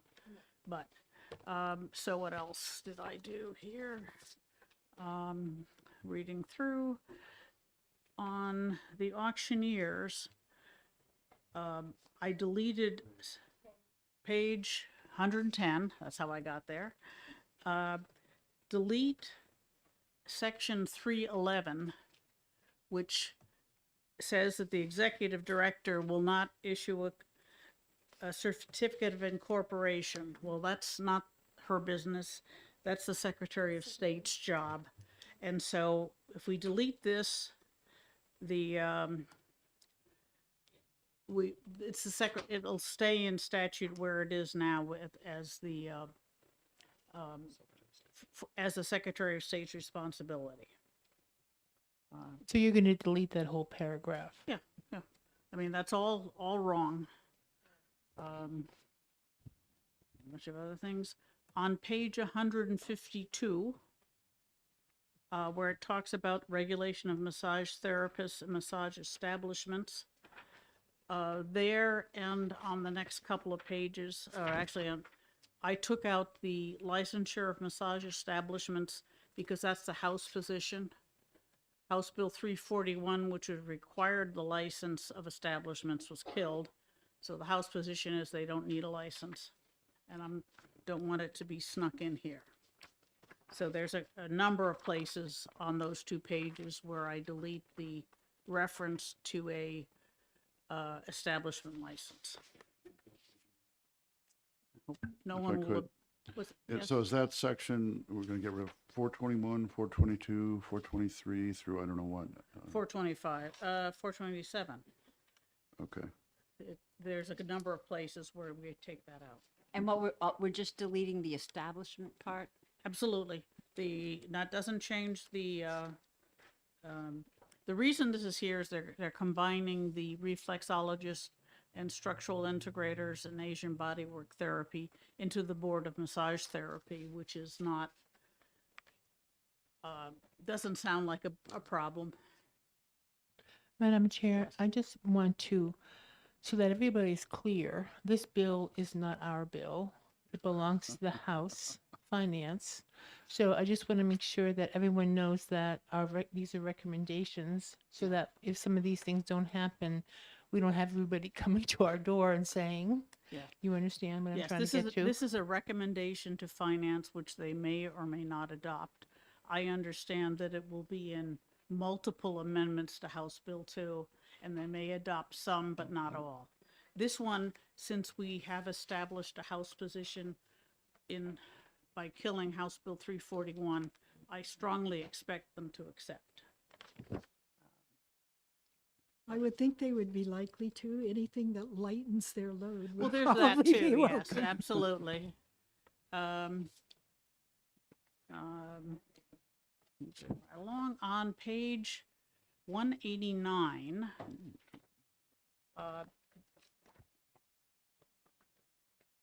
they're deleting, the governor has suggested deleting the licensed nursing assistant, which I'm not sure that that's what we should do, but the changes that I'm recommending are that they should not have a licensed nursing assistant on the board if there is no such thing. So I'm deleting that reference, not the, I don't want to take a position on whether or not LNAs should be licensed. I think that needs to be addressed, but I can't do it. I just want to make sure that if it is being deleted, we don't try to put one on the board. Just for clarity. Yes, Representative Schmidt. Thank you, Madam Chair. So if you recall, because you were there that day, when we had the work session on 655 over in the next work area, there was a news release that was put out by Director Courtney about the changes that were proposed by the governor. There were a series of boards that were combined in one section. There were a series at the very end of the news release, as I recall, with regard to professions and occupations that were going to be repealed, and there were a couple of other changes. So that is a useful document for us to work from in this regard, I believe. But one of the aspects, and that's why I'm speaking at this particular moment, was the LNA situation. As you may know, our nursing homes employ a large number of LNAs. They are crucial employees in the situation because even though they do not do the kind of thing that nurses do, they are, as a matter of fact, prohibited from doing many things that nurses do, but they're absolutely vital employees.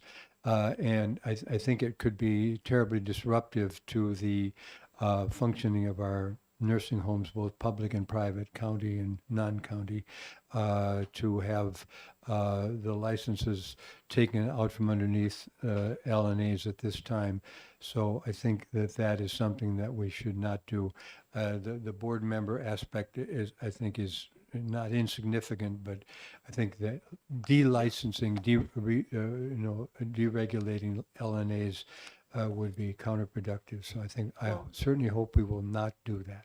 Well, that's something I would like to comment that nursing assistants must be on the Nursing Assistant Registry, which is a federal registry of certified nursing assistants. They're registered, and that is one of the requirements to be an LNA. I think getting into that issue will take a lot of time. And so I just think that this news release, if we could pull it up, and I've already taken steps to see if we can get some copies because it's a very good diagram. Right, well, okay, well, Work to work I'm from. going to, I'm right now presenting my triage of the things that I thought were urgent. That making sure that the board was this, I will definitely say that the LNA licensure is something that needs investigation. Right.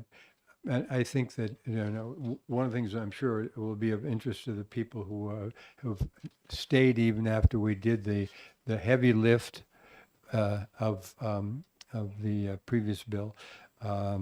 They're all here. I bet you they have more than a passing interest in all these repeals. Yes. Just a hypothesis. I spent no, a couple of years in college. You're probably right, but as I said, this is not our bill. All we can do is recommend. I was asked to do some of the analysis, and so I've got a couple more Post-its that I'll go through. no Then I'll joke. open up to other members of the committee that have concerns that may not be the same as mine. Well, it's true that this is not our bill, but this specific part of the bill is our field of expertise in this House of Representatives. Many of us have worked at this labored in this vineyard for a number of years. So I And think. I will mention that we have had discussions about delicensing a significant number of those professions. Not only delicensing, but just as one example, and I know there's one of the people here who's specifically interested in this, a combination of some boards. This committee, in previous go-around, when we were combining boards or uncombining boards, to be specific, spoke with Representative Weiler, earlier today. Excellent. And brought to his attention that he asked him whether he had seen that the Board of Mental Health practice was going to be combined with Board of Psychology. He brought us a bill roughly 10 years ago to remove the Board of Psychologists from Board of Mental Health practice. Yes, and- okay, And so putting it back together again undoes the work that we did 10 years ago. That's the kind of thing that I think we should say, no way. Okay, well, that's fine. I want to just say one thing. Yeah. I want to recognize and thank you for the effort that you have put in House Bill 2 and the amount of agony that it takes to go through this line by line. So I don't want that to be unsaid. Thank you. You're welcome. And I admit that there were areas that I looked at and said, okay, that's what the governor wants. I'm not going to argue with them. The next thing that I wanted to mention is that based on a discussion with Director Courtney, we changed the effective date of the OPLC changes until September. It's new. It would be on page 217. It says unless otherwise specified. That's where you put in that we're otherwise specifying. In that same area, I would want to put in any holder of a license that is repealed by this act shall be refunded the license fee, because it's unfair otherwise. The other thing that I did was to decide that the landscape architects, foresters, soil scientists, and wetland scientists need to be licensed if for no other reason that we have required their license or their stamp in innumerable places in our statutes, in the DES rules in particular, and in town and planning board type rules. If we want to eliminate those licenses, we're going to have to go through and fix all of those references. And I'm not going to do that, sorry. Madam Chair? Yes, yes. Just a slight note on that, was it the soil scientists or the wetland scientists are certified and not licensed? So just making sure. That's a matter of language. I They know. call themselves certified. I But know. in essence, it's a license because you can't get the stamp and sign the documents without it. So there's two ways we can do it. We can either just delete the sections where those professions are repealed, or what I started to do was to combine the board with the Board of Professional Engineers, because all of those professions are somewhat related. They work together on a great many projects, and they're all exceedingly well behaved. They do not get very many complaints. There's not too many investigations. The boards really don't have a lot to do, which is one of the reasons why they were targeted without on a first brush approach to eliminate the license. So I've been working on trying to combine the board to make one technical board and keep the same requirements for licensure or certification or whatever you want to call it, and all the same exemptions, which are basically no employee needs to be licensed. If you're an employee of the state or the federal government doing that kind of work on your own land, you don't need it. Landscape architects in particular only need to be licensed to perform landscape architecture if their client requires it, which is essentially federal funded jobs like I-93, which is why we created the license in the first place. The state doesn't require it, and the governor, when he's talking about not needing a license to plant a rose bush, had not apparently read the statute where it says you don't need a license to plant a rose bush. Unless, of course, it's on I-93, in which case all bets are off. So I'm working on combining the boards, and if anyone is interested in reviewing what I've got, I'd be glad to share it. But what I'd like to do is to see if there's any, yes, Representative Blackus. Sorry, I just was wondering if, I know we're reviewing this and providing suggestions. Is HHS reviewing any of the medical licensing changes? I have no idea. Okay, thank you. Madam Chair, Yes, Representative Hewitt. I'm assuming that we probably have some of those landscape artists, soil scientists, et cetera, present. I was just wondering if you'd want to hear their opinion of that change. Well, actually, they appeared, the natural scientists appeared at that previous meeting, and they convinced me and everybody else there that they needed a license. I also got reports in writing that they were willing to be in a joint board rather than a separate board because, as I said, they're so well behaved they don't need a lot of board action. Madam Chair? Yes. Likewise, or similarly, I know that the head of the forestry board is here. Did I not mention first? He's here, and I don't believe we have heard from him yet. And he and I had a chance to speak briefly about combining boards. So I wonder if we might want to hear a little bit from him. Well, And full confession, my husband being a retired logger, I have an interest in forestry. No, I agree. We need to keep the license, and the requirement should be the same. Madam Chair, Unless I have an extreme objection to being in a combined board, I'm just willing to concentrate on some of the more contentious issues. Yes, I do want to make one before, and I think it's wonderful that there's so many people here who want to speak. But before we open it up, my recommendation would be that the committee shares their thoughts on the amendment. On House Bill 2, so that, because I had the same question that Representative Fleckis had last night when I was reading House Bill 2. Gee, I hope that, the other committees are looking into it, but at this point, we have enough of an apple bite here that, and our responsibility and our expertise has to do with what we're addressing. So I think we should, limit it to that. And I think that, we should all, I'm sure having read this all, I'd love to hear what people noticed Yes. that I Yes. overlooked, because I'm sure there are things. yes.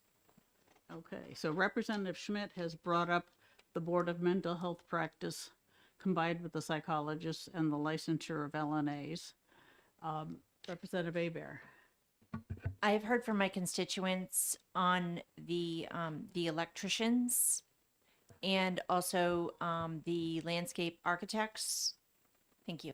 Okay, well, the landscape architects were objecting to their license being removed, and we're going to be addressing that. What did the electricians concerned about? Their biggest concern is that fire hazard and that while they wouldn't be licensed, that they understand people would need to explain. There's no motion. I don't think anybody has an idea to take the electrician's license out. I haven't heard anything like that. Has anybody else? No. I think what you might be talking about is there is a concern about the reciprocity.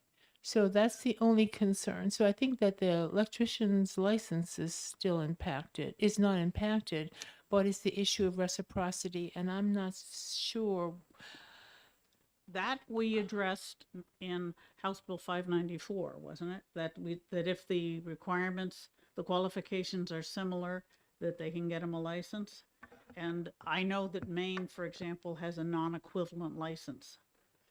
That's correct. So right now, if I understand correctly, I don't remember reciprocity for electricians being in this bill. At least I didn't see it. 594, House Bill 594, which we Correct, passed. but not in a House Bill 2. I don't think so. No. No, it's House.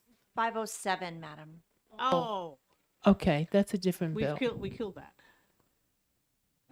Or but not yet, but that's what's going to happen. Sorry, I'm jumping to conclusions, but I'd bet money on it. If I were a betting woman, yes. So yes, that's a different bill entirely. So you can reassure them that this has nothing to do with that. I apologize. No, there's massive confusion about all these bills. Representative Blackus? So in House Bill 2, is there any reciprocity language? And if so, does it conflict with the bill we passed?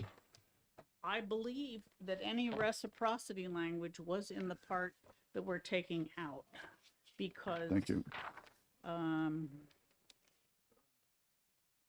think it's early up there somewhere.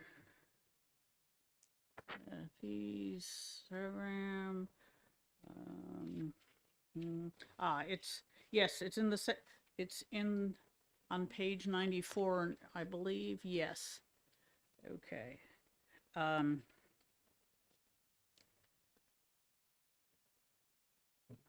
That talks about temporary and permanent licenses to out-of-state healthcare professionals, but that's being removed from House Bill 2. Thank you. Okay. There is one, if I may, so the section that I was concerned about had to do with the mental health board. And I think that takes a lot of work to untangle. So I was wondering if we could pull that out and work on that as part of a non-germane amendment. And then also, Okay. So that's my recommendation for the Board of Mental Health. Is that something that the committee wants to recommend we pull out of House Bill 2 and we dig into it? Yes. Those in favor, raise your hands. 2, 4, 6, 7, 8, 9, 10, 11, 12. Well, that's a majority right there, even if it's not unanimous. All right, so let's see where they deal with that. Well, oh, right. But you don't have to do, I mean, there are workhorses on the committee that can address that.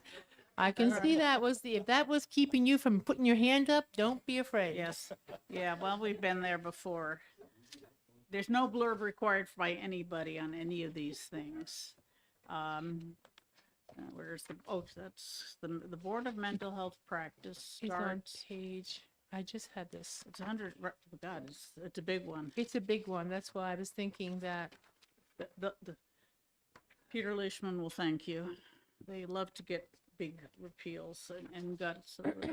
Yes, it starts on page 160, section 445.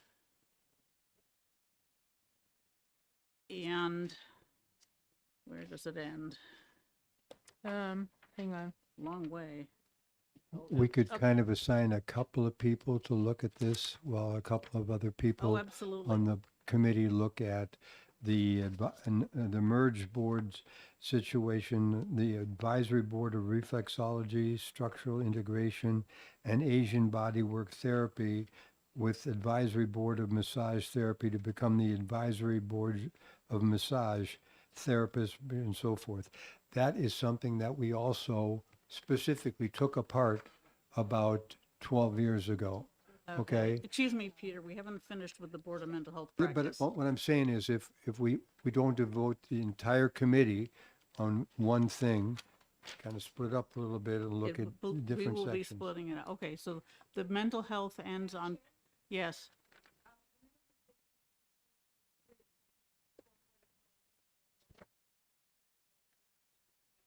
No. We're the- looking at page numbers.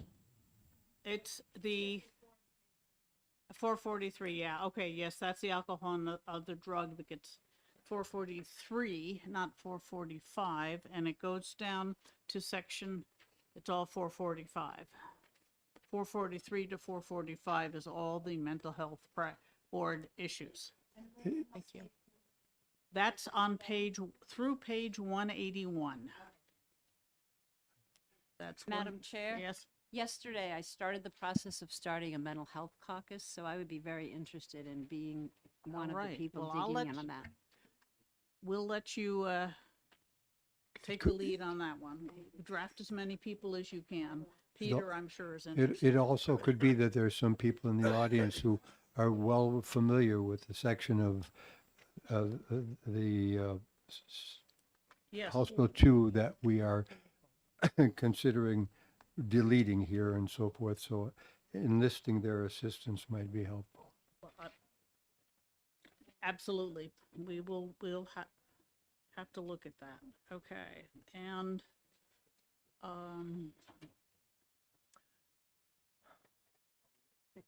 There's a significant, there are some pages in this legislation that's in this bill that refers to the guardian ad litem. And I'm not as familiar and up on that as one should be. But I will take it, I'm not going to recommend that we do anything with this, in this bill, but I will take the responsibility of looking at it. okay. Okay? Well, so the guardian ad litem might possibly need to come out, but you'll look at it. Yeah, or recommended, right. Well, we can always keep working on it. All right.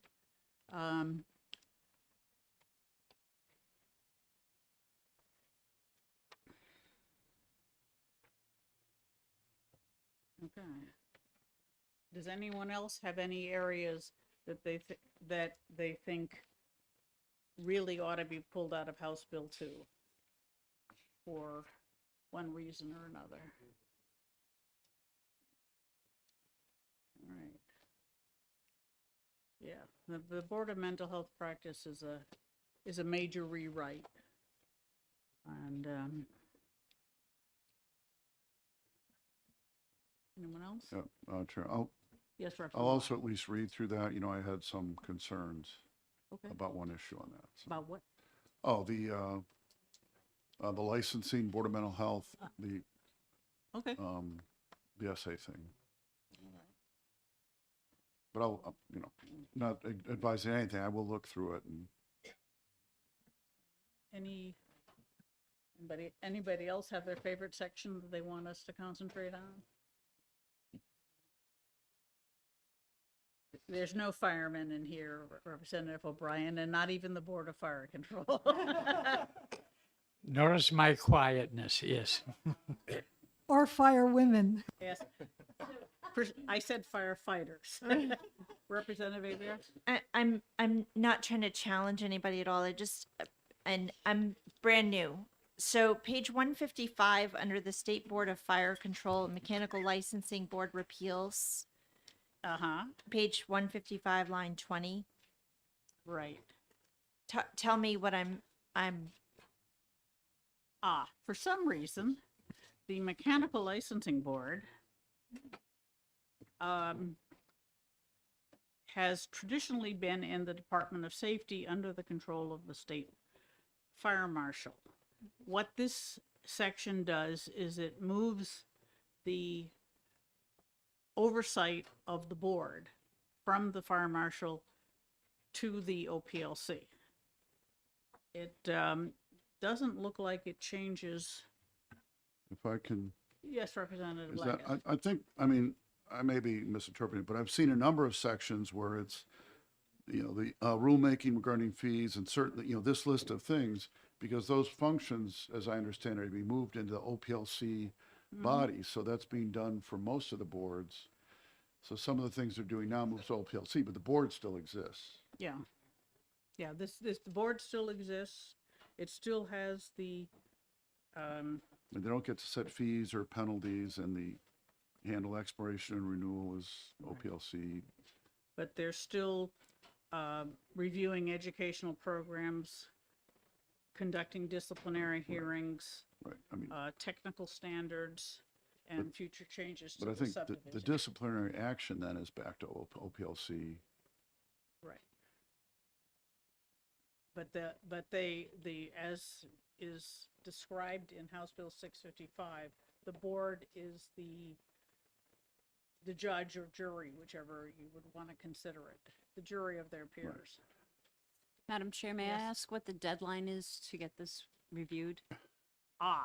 Well, that's a very interesting question.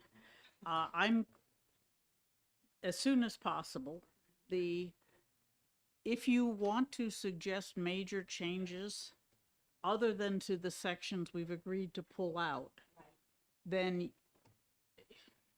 next week maybe, but you would have to present it to finance.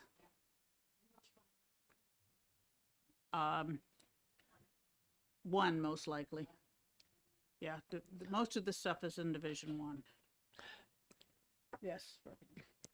What I'm thinking is, I'm thinking that maybe the committee should be all together. And I'm thinking that it might be a good idea to summarize what the discussion has been. Mm-hmm. And if you want me to take a stab at that. I'd love to have it. Thank you. Okay.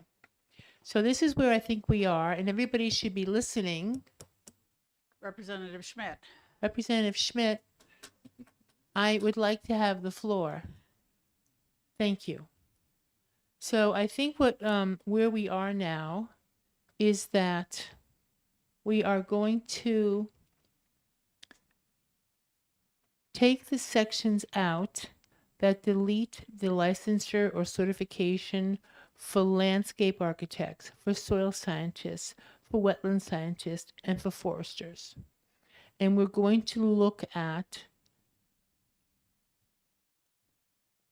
merging that with an engineering board, with one of the technical boards. So that's something that that's number one. Number two, we're going to take out the mental health board portion of HB2. These are recommendations that we're going to make. And we're going to take a look at what our recommendations would be for mental health boards. I'm going to look at the Guardian ad litem portion of this bill and review it and bring my suggestions. First, I'll bring them to the committee. I can do that, and I can also bring them to Division 1. Right. We're also going to look at, I think we're pulling out the licensed nursing assistants to take a look at that. And Representative Schmidt will take the lead on that. Yeah. So those are the four clumps that we have that we're looking at. Okay? And I already have the more mechanical corrections to delete 355, 655, and a few other minor odd. Correct. And I think that addresses, I would say, a significant portion of this bill. I just wanted to get us all, I could feel that we were sort of going off into all different tangents, and I want to bring us back because one of the things about this is that when you have too many conversations at the same time, people lose track of what the heck's going on, and this is a big, beefy thing. So I think we should the eye on the prize is House Bill 2 right now, and I think that we've got those four things. Actually, I'm going to add the House Bill 655 removal. Mm-hmm. That's where that's where my head is at, and I hope everybody's on the same page. I hope that's helpful. Yes, thank you. I agree that we, um,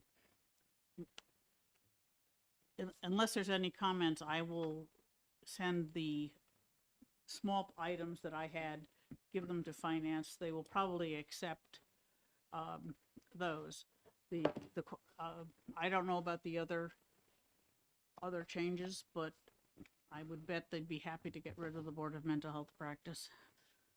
I have a sort of a Recommend it. process question. Yes. And that is, I mean, anybody can go to finance and testify and recommend anything, but do we as a committee, when people go off from work, want to get together and review stuff and, you know, if it's going to have the imprimatur of EDNA? No. Well, I think, Okay, I maybe think not. the That's fine. the decision to take the Board of Mental Health Practice merger out of House Bill 2 appears to be the consensus of the committee. And Okay. you would like to I, have, I just haven't looked at it, so I don't have an opinion. yeah, well, I'm not those disagreeing. who looked at it are, think that it needs a little work. I think that the points that you made today and the points that we made with House Bill 655 and removing the mental health board and the LNA portion are all I'd like to say that these all are recommendations from EDNA because we as a board have discussed them. But if individually we go and say, well, you know, I think we should do this, that's really not representing the committee because you didn't discuss it with us. Right, that's my point. Does that make sense? Yeah, that was kind of my point. And when you say remove the Board of Mental Health and remove LNA, I mean, From House Bill 2, Right. and we would work on that as a committee. Yep. Remember, we kept House Bill 518, retained it. yeah, my question was, when would this get folded in? How? And thank you. It would be worked on from now until the fall and come in as a retained bill. All right, thank you. That We answers do my have a question. vehicle for it. Yeah, I was just trying to get straight in my mind what Yeah, we're doing. all right. All right, anyone else have a section that they want to, they think we should address as a full committee?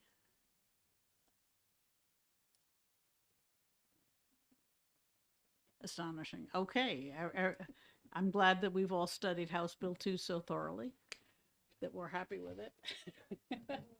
I didn't see it until today.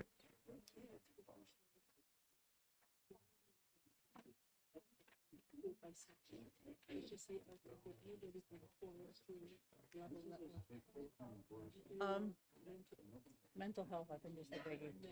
The mental health is the biggie. All right.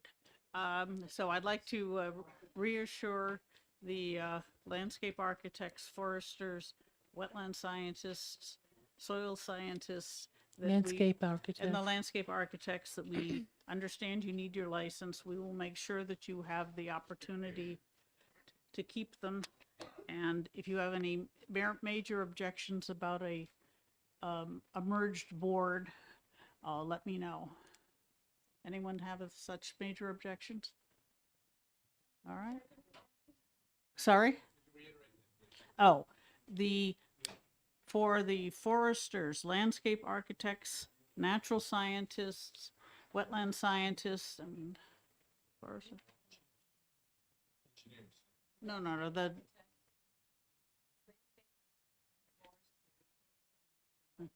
okay, yes. That we understand you need your license. We are going to make sure it is not removed. And if anyone has any serious objections to being in a combined board rather than an individual board, speak up now or forever hold your peace. There's a hand there, yes.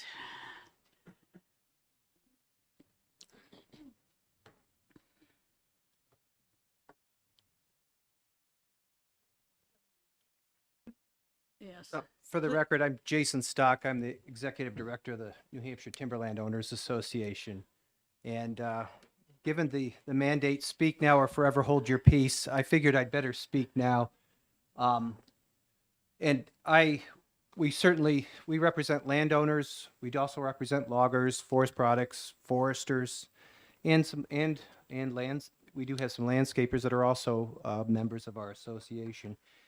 And I guess I'll be brief because you've had a long day, but when the chair mentioned two options relative to this technical board, one was just delete the sections or then do kind of a combined. Obviously, we would prefer section 1 where you maintain the boards, maintain the boards. And why we would argue that there is a value in doing that is to create a single Uber board with all these disciplines on it.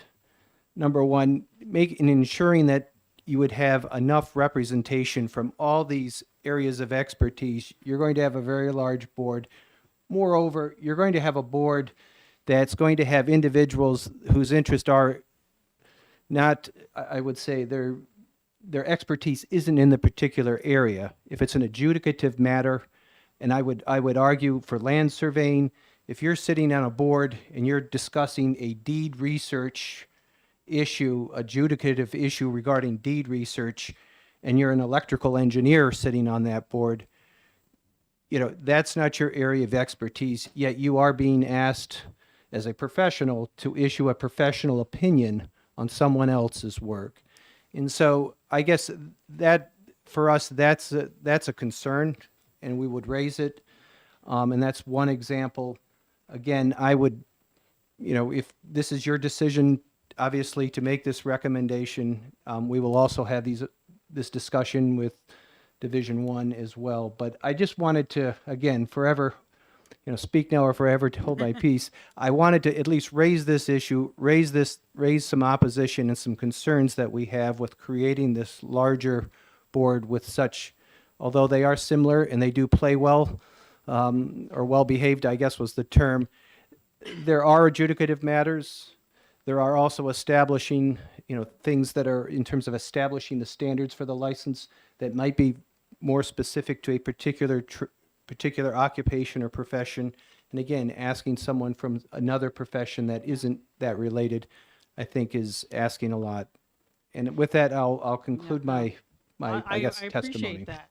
I would say that if these were not well-established boards that already have the criteria for licensure and so forth already in their rules, I would be much more hesitant to combine them. But these boards have been in existence for quite a while. The engineers board is over 100 years old. I think the surveyors and foresters are, 20, 40 years old, and the most recent one is the landscape architects. But they have developed these criteria already. All the rules of the current boards are going to be maintained. They're, so that will help a little bit with some of your concerns. But you're right, I should think about that. Thank you. Yes.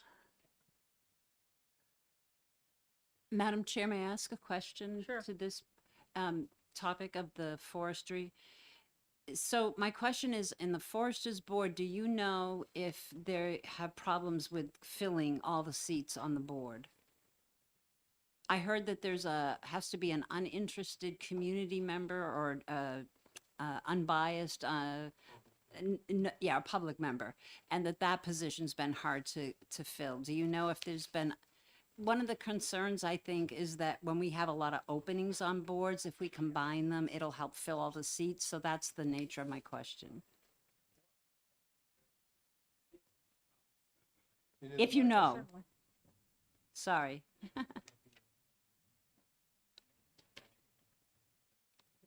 Okay. Yeah. I have heard that there is one seat they have had some difficulty filling, and this is trying to find someone that is kind of completely divorced or devoid of anything. A public member? A public member yes. that has no No connection or forestry interaction connection in New with Hampshire, forest or that's- yeah. forestry. Yeah. Pretty hard. I mean, there are even tree harvest, spouses of tree harvesters on legislative committees. So that's what I heard today. Yeah, well, that's one reason is that the boards do need public members, And if the requirement is somebody who's not financially involved, you still have to get somebody who cares about the topic. In what one of the challenges is that, you know, being a forested state, I mean, there are individuals, landowners that own timberland that in any other circumstance would be considered a public member, but because they own timberland and do a timber sale every 10 to 20 years, they now have a financial interest in forestry and timber harvesting, and so that kind of knocks them out of the box. But anyway, Thank you. And then a follow-up question. I forgot. I'm sorry.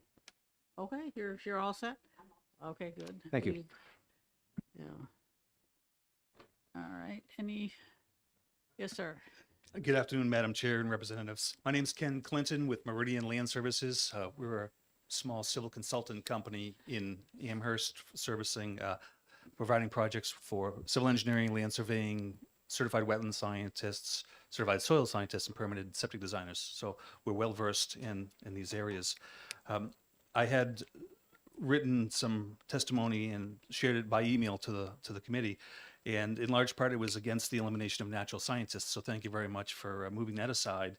And hearing the description of a larger joint board, if you will, I've somewhat had to pivot my position and say thank you for retaining certified wetland scientists and soil scientists. And I would begrudgingly accept a more joint board approach.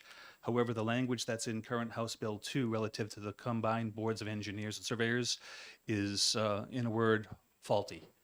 It's incorrect, it's incomplete, it's poorly written, and I don't believe it reflects the actual regulations that are required for either land surveyors or engineers. So if this was to occur, the quote-unquote joint board approach, I would hope there's adequate time to make sure the language is correct. Here's my rough draft. Please amend it and correct it, and I would love to have some more help. What's your name? Ken Clinton. Okay, thank you. Yeah, I mean, I've been struggling with it. I didn't want to change any of the requirements for licensure or certification, but I was trying to combine what the board responsibilities were. And Madam Chair, I wasn't referring to any amendment. It was the original bill as introduced. Oh, well, this is cut and paste, So trust me. I didn't intend to offend. No, I'm not offended. Madam Chair, Can I answer Yes. any questions? may I? Yeah, please. So I remember my other question, and if the Timberland guy has to come back, that'll be fine. And I really actually like the way the two of you joined in the seat, greeted each other. It started to show a little bit of maybe that. It's a very small state. They've probably been working together for years. That could be an indication of how a joint board would work. Exactly. So my question to both of you is, could there be like subcommittees, and maybe Madam Chair needs to weigh in on this, within the board to handle the kind of disciplinary actions that could come up so that you could keep the professional expertise of each of the areas, but it could be under one board without needing as many members to fuel 4 boards? If such a joint board has to occur, then I would support some level of subcommittees that would be specialized to a certain licensor. Yes. All right, and thank you. I would think especially in the case of adjudicative matters where you're really getting into the weeds on someone's professional performance, you know, relative to a land use issue, survey, whatever. Yeah, and to be honest, that's what the board is, their knowledge is most important for. I mean, there are probably marginal licensure cases. Well, you know, is this person's experience quite good enough, or is their criminal record bad enough? But those are few and far between. It's in the cases of poor practice that you really need the expertise. All right, anyone else? There's 4 ladies there. One of you come up and the rest, oh, Lindsay, how nice to see you.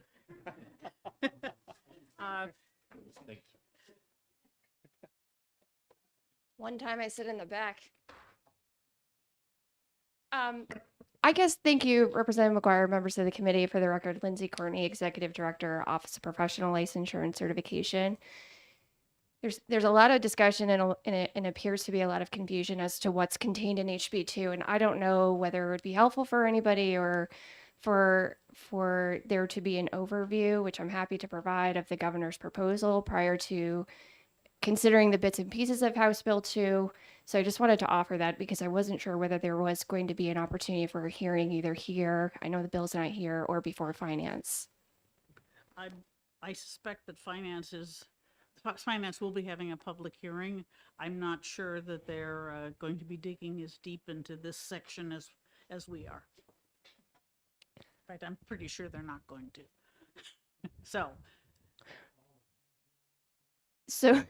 So on that, is there going to be an overview of the bill itself prior to looking at it in bits and pieces?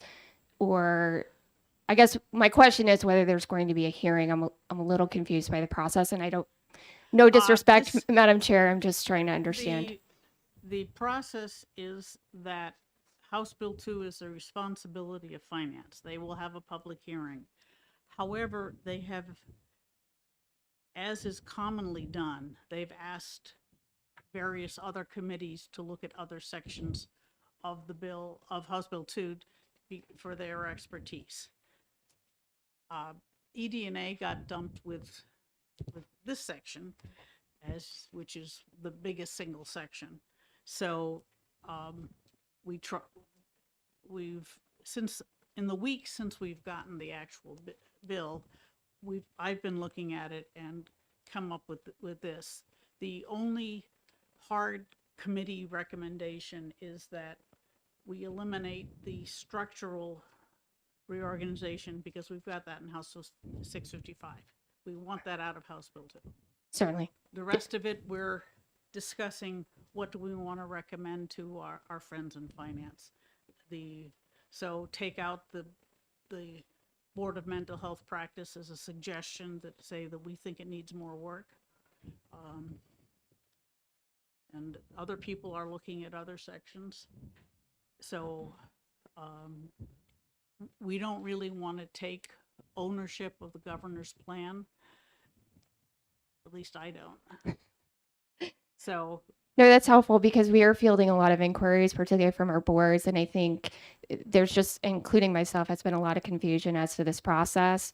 What I would say is I'm happy to work with anybody who's establishing a subcommittee. We have done a significant amount of legislative research and just general research, and are able to provide some information if that may be helpful. So thank you, Representative, for clarifying that for me, and I think for a lot of other people, that's been helpful. okay. Representative Gould. Thank you, and I know I will definitely want to be connecting with you to go over what you have for the Mental Health Board. Yeah. Thank you. Happy to do that. Yeah, well, the other advantage of us taking it out of House Bill 2 is that we have another 6 months to work on it, which I'm sure some of this was more hurried than all of us would have liked. Okay, those ladies standing up, yes, and then the other one. Please introduce yourself. Good afternoon. Thank you, Madam Chair. My name is Elizabeth Eaton, and I am an attorney with the Office of Professional Licensure and Certification. And I am board counsel, so I'm here on behalf of several boards. And I heard you say you wanted to hear from boards that are concerned about merging. And so I have Dr. Jennifer Sartori here, who is the chair of the Board of Podiatry. And so we wanted to speak about why merging the Board of Medicine with the Board of Podiatry could be detrimental to the profession. Did you want to speak? Hi, thank you very much for your time. I've been on the Board of Podiatry for the past 10 years. I've been the chair for the past 5 years. And I understand why this bill was proposed. And it seems like a logical way to streamline operations and save costs, but I think it will have a serious negative consequence for the practice of podiatry in our state. Podiatry is a specialized field of medicine, and it requires a unique set of skills and expertise. We undergo a lot of training. It's extensive. We are the experts in the foot and the ankle. And by merging the two boards, the Board of Podiatry and the Board of Medicine together, we risk diluting that expertise of the podiatrists and reducing their ability to provide specialized care. Further,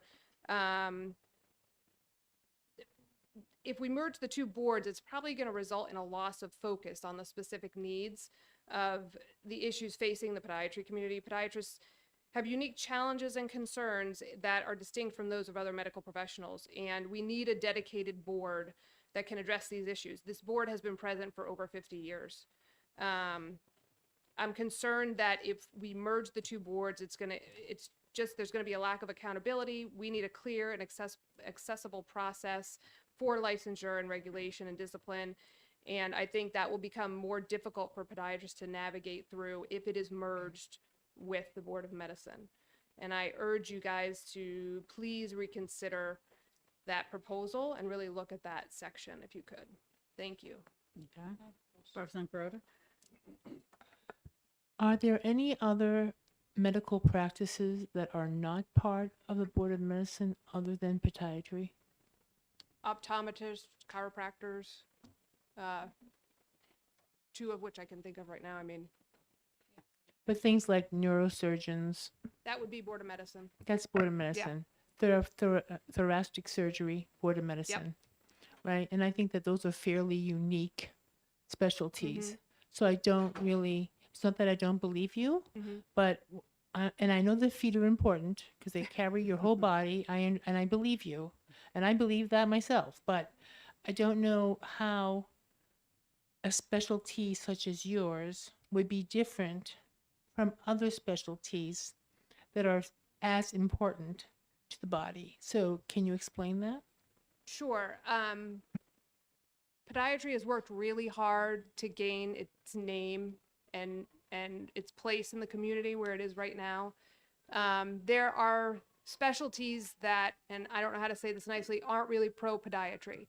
Merging us with the Board of Medicine puts us in with those specialties, and it will make it very difficult if there is only one podiatrist on that board to be able to get anything passed that I think will benefit podiatrists.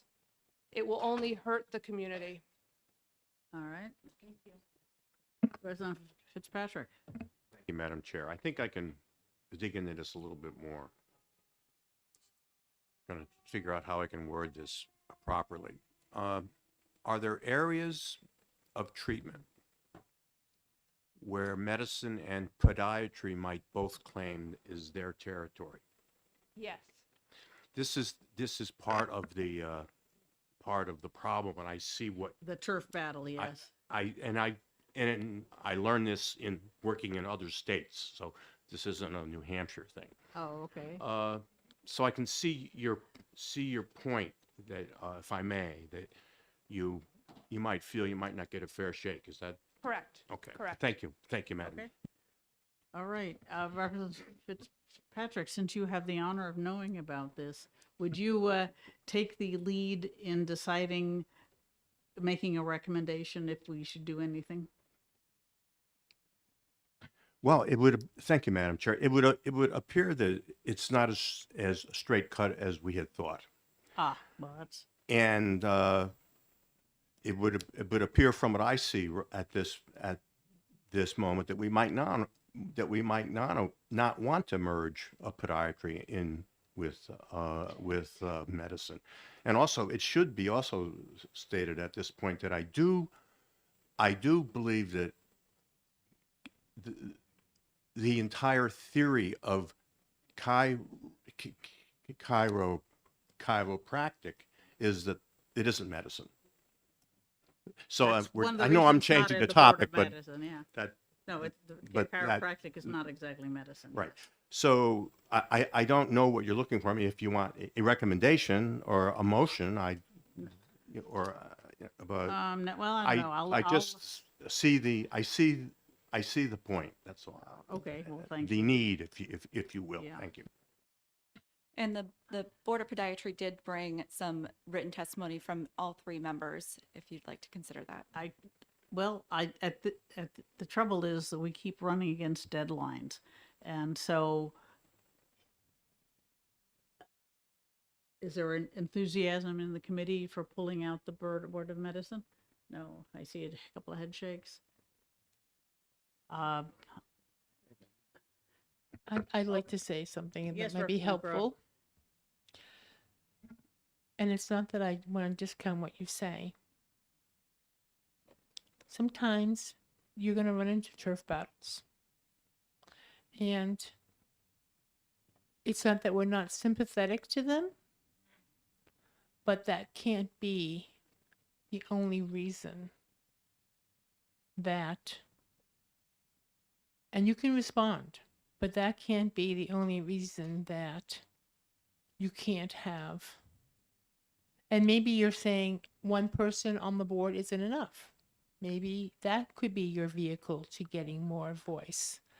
But I think that we can't just say, okay, we're not, because this is not our bill, right? This is the governor's bill. This is the governor's language. And we can't just say, well, we don't like any of this and we're just going to take everything out. So we're sort of in a different, we are trying to come up with a way based on our experience and there are representatives on this board who have been on this board for a long time. We're trying to come up with some things that we see as pitfalls, and a turf battle is not a pitfall. That's why we're sort of, all stepping back from that. Does that make sense? And you can please help me with that. Sure. I will make one other point first, and that is it's not just a turf battle. These affect hospital privileges. They affect surgical privileges. I've gone to battle at one of the hospitals over this, and podiatrists were at risk of losing certain surgical privileges. So it's not just a turf battle, it is real.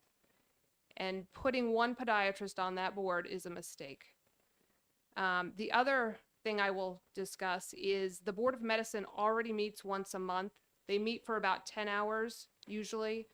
We had 47 hearings that we had to take care of in the Board of Podiatry this past year. That adds a tremendous burden to the Board of Medicine and the people on that board. And from what I understand, the bill recommends dropping the number of people down on that particular board to 5, I think 7 total. But one is a podiatrist, one's a public member, and then the 5 Board of Medicine representatives. So I feel like it increases the burden on that board more than what I think is thought. Excuse me, how many cases did you say you've heard? 47. That was regarding license renewal. Well, I'm shocked to hear you say that, because there are, according to the OPLC report, 91 podiatrists in the state. That's correct. And you had 47 cases? 47 based on renewal of license, But, yes. I don't know if those are disciplinary or it's just they're handling the renewals. This is just the renewal. Just the renewals. Oh, Oh, that OPLC is going to do that. yeah, that's, Those are hearings on renewals, issues that came up during the renewal process that they needed to have a hearing for. it sounds like, okay, well, that sounds like you've got problems other than respect from the Board of Medicine. Okay, Representative Gerhard? Thank you, Madam Chair. Can you give an example of one of the serious situations that I have a you need to, podiatrist. the hospital privileges, is that the most serious situation that you've encountered that you need to deal with? I mean, yes, I think as far as being on the board goes, we've encountered podiatrists, we've suspended licenses before for certain things such as working at a scope of practice, working without infection control. I mean, it's Okay, so follow up. Follow up. And the Board of Medicine would not be able to handle these? I think they could. I think it just puts more burden on them for that particular issue. When it comes to negligence, if there's a complaint on negligence, I'm not sure people fully understand the scope of podiatry and what we do. Okay. There. Thank you. Okay, thank you. Representative Aber? I just wanted to do some active listening really quickly here. I know that you're trying to end the session. So see. thank you for being here and to express your concern, and all of the people in the room that took the time on a Friday afternoon to show up and express your concerns. The fact that we've received so many emails from so many different industries is great, and what I'm hearing is that you guys are asking for more representation, so it's not just one on a board, that it's a combined effort. So we'll keep that in mind as we push this forward. As the representative from Rye suggested, that this is not our bill and that we'll push our recommendations forward. There'll be subcommittee, and I can assure you that the people on this committee are working super hard at this. These people have been going through this. So your concerns are warranted. Thank you for showing up. And I do want to also put you, rest assured also that nothing happens in my short time here, nothing happens quickly. It's going to go through our committee. It's going to go to finance. In between, Well, it goes it's to. not going to go to our committee. It's not going to our committee. No, we're going, I mean, we're working on it. We push our suggestions to finance, then it has to go to House, I believe. Yes. So it goes back and forth a lot. So I just wanted, I know people are concerned this isn't going to happen overnight, and the fact that you're here is important. Thank you. yes, we appreciate your being here. Thank you for your time. Okay. I understand there's excuse me, Representative, I know you want to say something, but I did hear there was a representative of the governor's office here. Is that true? If you'll excuse us, Representative Schmidt, I'd like to have somebody from the governor's office explain what the goal is of this exercise.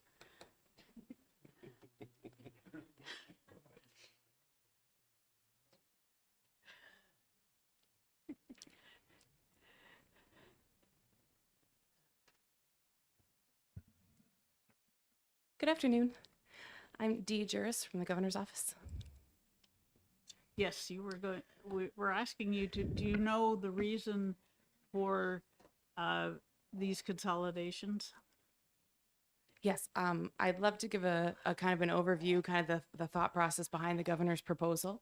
If you'll indulge me for a few minutes, would love to do that for you.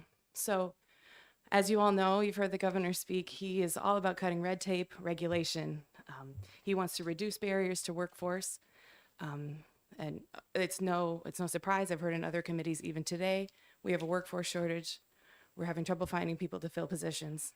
And we also want to make sure that the state isn't interfering in people's ability to work, to enter in these professions. And we want to make sure that the barriers are high enough to protect public safety, but not so high as to insert the state into overregulating, making it more difficult to enter these professions. So in our office, in our proposal, we took a broad, really comprehensive look across all of the licensing boards through the state.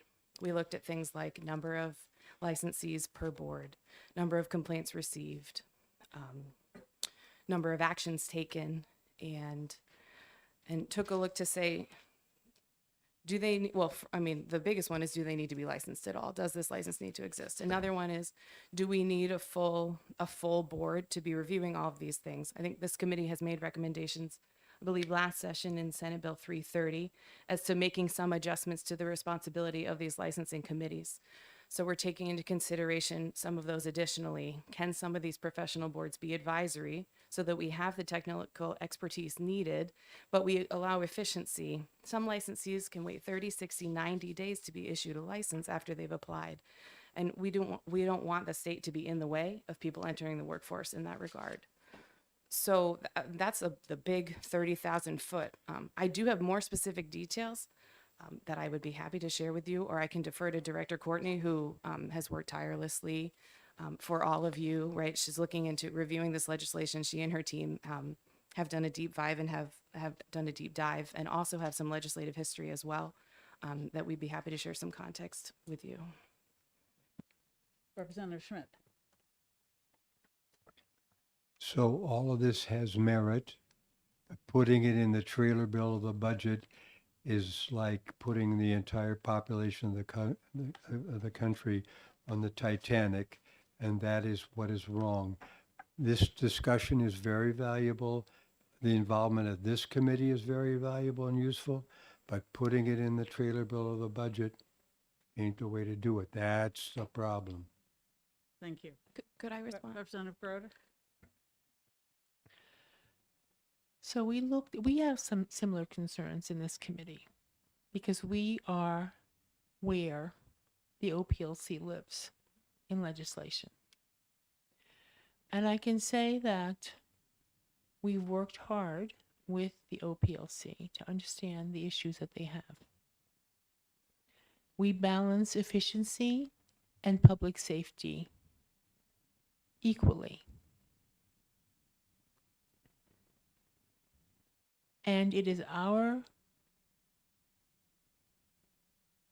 responsibility as representatives on this committee to make sure that our processes are effective, yet they don't minimize public safety or cause issues within the office and the boards. And we support the mission of the governor. However, we may be looking at it differently because we live here. We live with them. So I think that we've addressed the licensing bottleneck by giving the responsibility to OPLC. We agree with that. I think that what we're hashing out are things that are significantly different than that. They're not administrative. They are related to the boards and to the relationship. And we're not saying that that process is without fault, because we're well aware of that.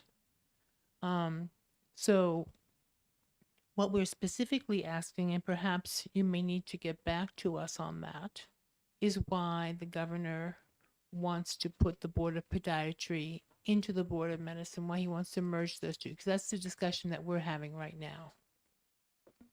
Thank you for clarifying. I'd be happy to address that briefly, and then I would love to turn over to Director Courtney to address the specifics of that, because she also lives with the boards every day. So I- why the Board of Podiatry Yeah, into the so I'm Board going to of kick it over to her. Medicine? So I think, just generally speaking, that when you look at what is happening in 655 in terms of allowing the office to issue licenses, allowing the office to preside over hearings while allowing and requiring that the boards make findings of fact, that the question becomes whether every profession truly needs their own board. And if the roles and responsibilities are being changed, as is proposed by this committee in 655, I would submit we probably don't need a board for each profession.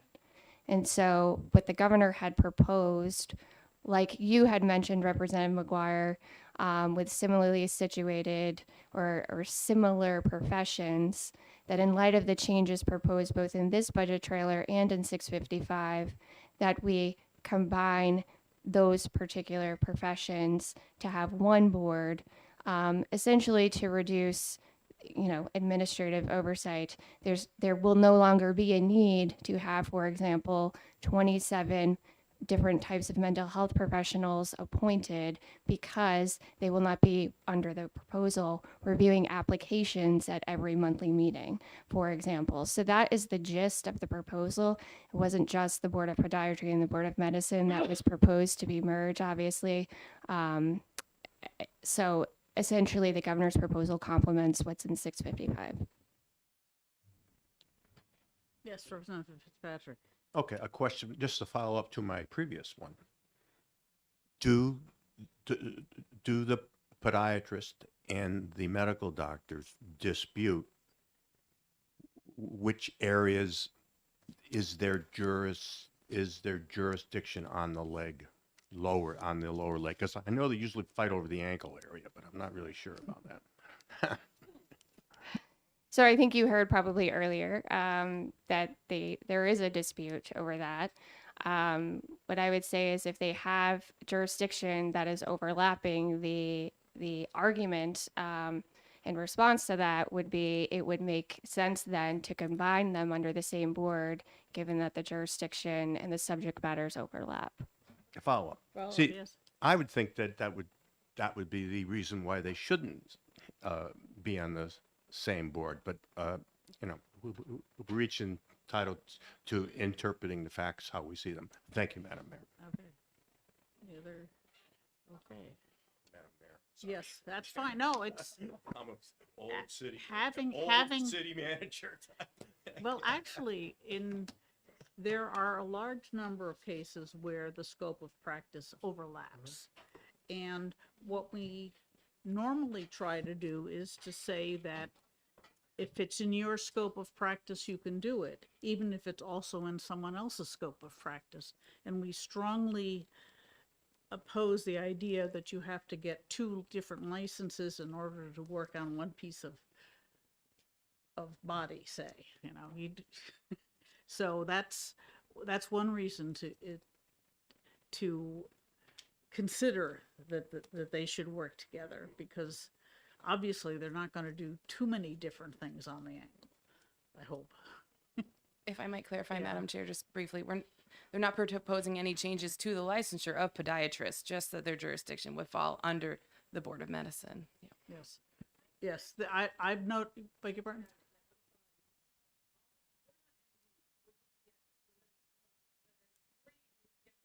Ah.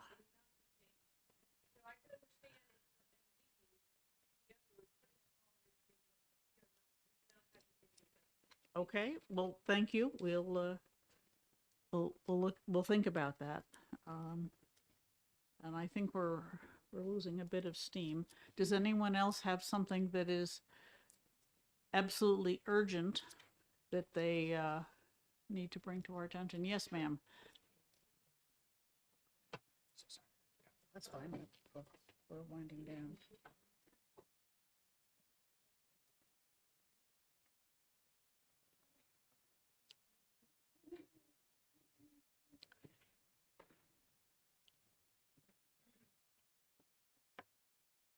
Hi, I'm Sherry Stevens, and I am a midwife. I'm a New Hampshire certified midwife, and we're a very small board. And I just wanted to go on record to say that HB2 takes our board and makes us an advisory board, and we think that would severely impede our profession as a profession. And so we have a lot of concerns about that. It would put all the power into the executive director, and although we have Lindsay now, we don't know in the future who that executive director would be to make our legislation, to make our discipline, and to make our certification process. And if we can't retain our ability to be our small little board, and all these other boards are trying not to combine, but we would rather combine with a board to be able to keep our power and not give it all over to the executive director. Thank you.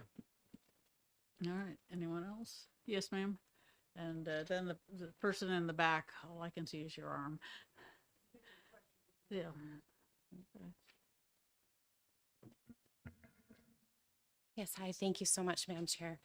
My name is Dr. Michelle Haff. I'm here on behalf of the New Hampshire Association of Naturopathic Doctors, and I wanted to piggytail on what the Midwives Association is saying. We are also in that group where they're proposing to transition us from a board of examiners to an advisory council, an advisory board, and so. In addition to us really losing our power, we think this is a public safety issue. Where the executive director would be making the final decision on proposed rules and repealing rules without any knowledge of the practice of medicine, much less naturopathic medicine. Specific to us, we are also prescribers in the state of New Hampshire, and we have a list, we have a formulary from which we prescribe medications. And when that list needs revising, it goes to a formulary committee. And as it stands now, that formulary committee takes those recommendations and sends it back to our board of examiners that has 4 naturopathic doctors and a public member.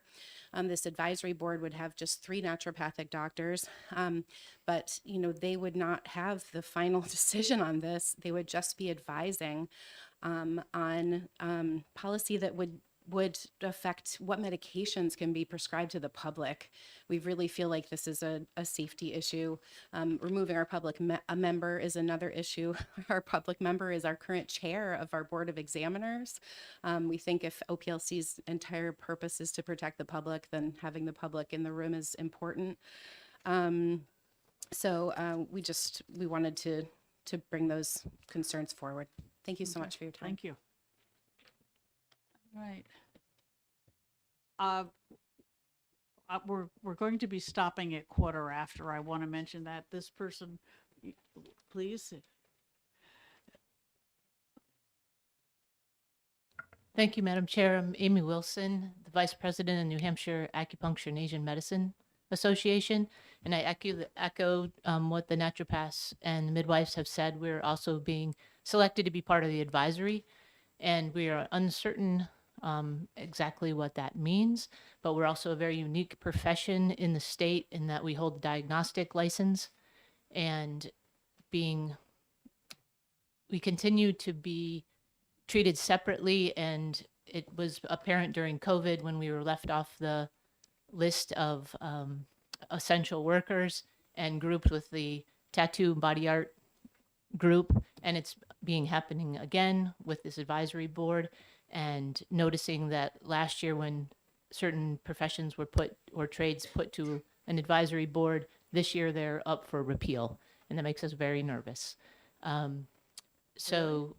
And also thinking about listening to your sections at the beginning, I just want to make sure that as you're retracting language from HB2, the section for the acupuncturist is 289 to 301, and it was on page 103, and you stopped at 285. So I want to make sure that we're included in that language that you strike. The language that we strike is the organization of the OPLC itself. And that, we own that language. The decision, the advisory boards we haven't really had the opportunity to dive into it. If there are repeals, we haven't seen them. They must be in the Senate. I'm talking from last year. I believe the medical imagery was transferred from a board of licensing into an advisory board, and now those licenses are on the repeal list. I don't believe that's related, but thank you for the information. Thank you. Yes. No. Ladies. That is excuse not me. acceptable. I am so sorry. Ladies, we know you disagree with we've heard your comments. Thank you. Paula, and then that lady there. Thank you so much, Chairman McGuire. Paula Minahan, Hospital Association. And I do appreciate the governor's office stating the importance of their goals, and Representative Grody did a great job summarizing as well. We agree. There are benefits and merits to all of this. My concern, as Representative Schmidt indicated, putting this in House Bill 2 is our concern, and we will certainly, this is not your bill, I know, we will testify on Monday. However, the MIRT board on page 155 is being repealed, and that was advisory, and now it's being repealed. So that is as a concern. Also, thank you for pulling out the LNAs, because that is another very big concern to a number of our associations, and we are actively working through that. So I wanted to thank you. But I am just very concerned that this is very important to so many in the state, that we need a thorough, and like you said, Representative McGuire, that you don't have the time.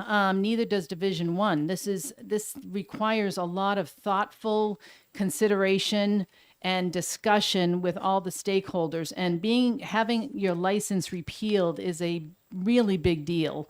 And I just think we need to just step back and just have that considerate, thoughtful discussion that I know is hard to do right now in this time of year, but giving this a little bit more time through your committee or another subcommittee, however you want to set it up, would be much appreciated. So I just wanted to share those comments with you.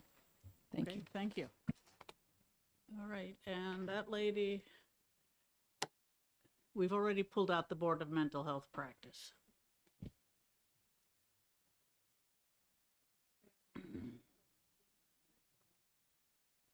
There you go. afternoon, Madam Chairperson and Honorary Board. This may be a short testimony. My name is Joni Menard, and I'm the Vice Chair of the Board of Nursing. And I think based on listening to what Paula just talked about from the Hospital Association, I'm not going to read my testimony. You have a Thank copy you. of it. I do want to make sure that there'll be an opportunity moving forward to revisit the recommendation to delicense or unlicense the licensed nursing assistants. And my last comment is really on behalf of the licensed nursing assistants who work in our state. And somebody mentioned it up here before, that they are very proud of the work that they do. They're proud of their professional licensure. And I worry about the unintended consequences of our workforce, which was not the intention of all this. The intention was to reduce barriers to the workforce. So Yes. Anyway, thank you for listening to me. Okay. Appreciate it. Excellent. We are running out of time. We've heard the electrician, Steve. Are you?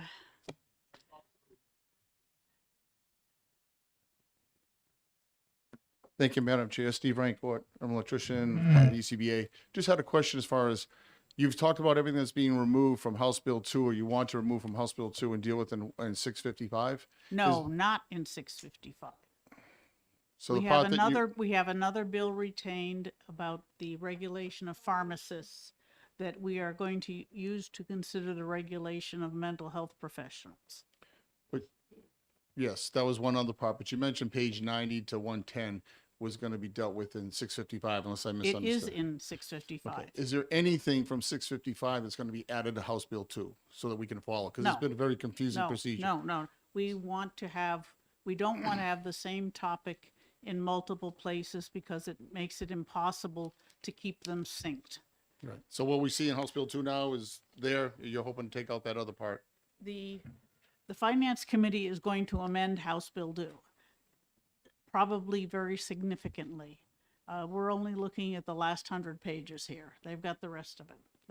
There will be massive changes. Okay. Trust me.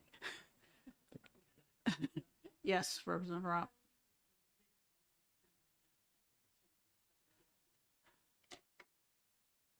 Thank you, Madam Chair. My name is Elizabeth Ropp, and I'm a licensed acupuncturist in Manchester. And you have my testimony. I just wanted to make one quick thing. It is true that acupuncturists were considered non-essential during the pandemic, but the acupuncture detoxification specialists, many who have that certification, were considered essential because they're licensed drug counselors, peer counselors, recovery coaches, social workers.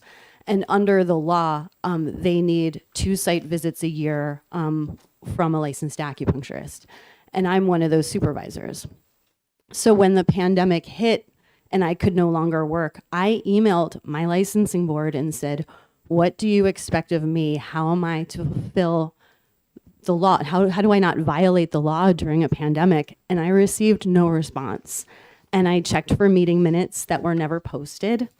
And finally, I called the governor's office, who put me in touch with Lindsay Courtney, the executive director of OPLC. And she was the one who looked at the law and said, there's nothing in the law that says that you cannot provide general supervision by electronic means. And that is how we amended the law so that way we can be available by electronic means, whether it be over Zoom or over the phone. And so I can't turn to my licensing board for safety or for support. I had to go to the executive director of OPLC, and I'm safer because of it. And you have my letter. That's my testimony. I'll turn this in. Do you have any questions? I think not. Okay. Okay, thank you. Thanks. All right. And thank you all for coming and sharing your expertise. None of us knows all of these professions. Some of us don't know any of them. So it is very important for us to get your input. And I'd like to say that even if we don't do what you want us to do, we do listen to what you say. So with that, we will all work on our amendments to House Bill 2 and try to convince Finance to adopt them. Okay, thank you all. We're closing down.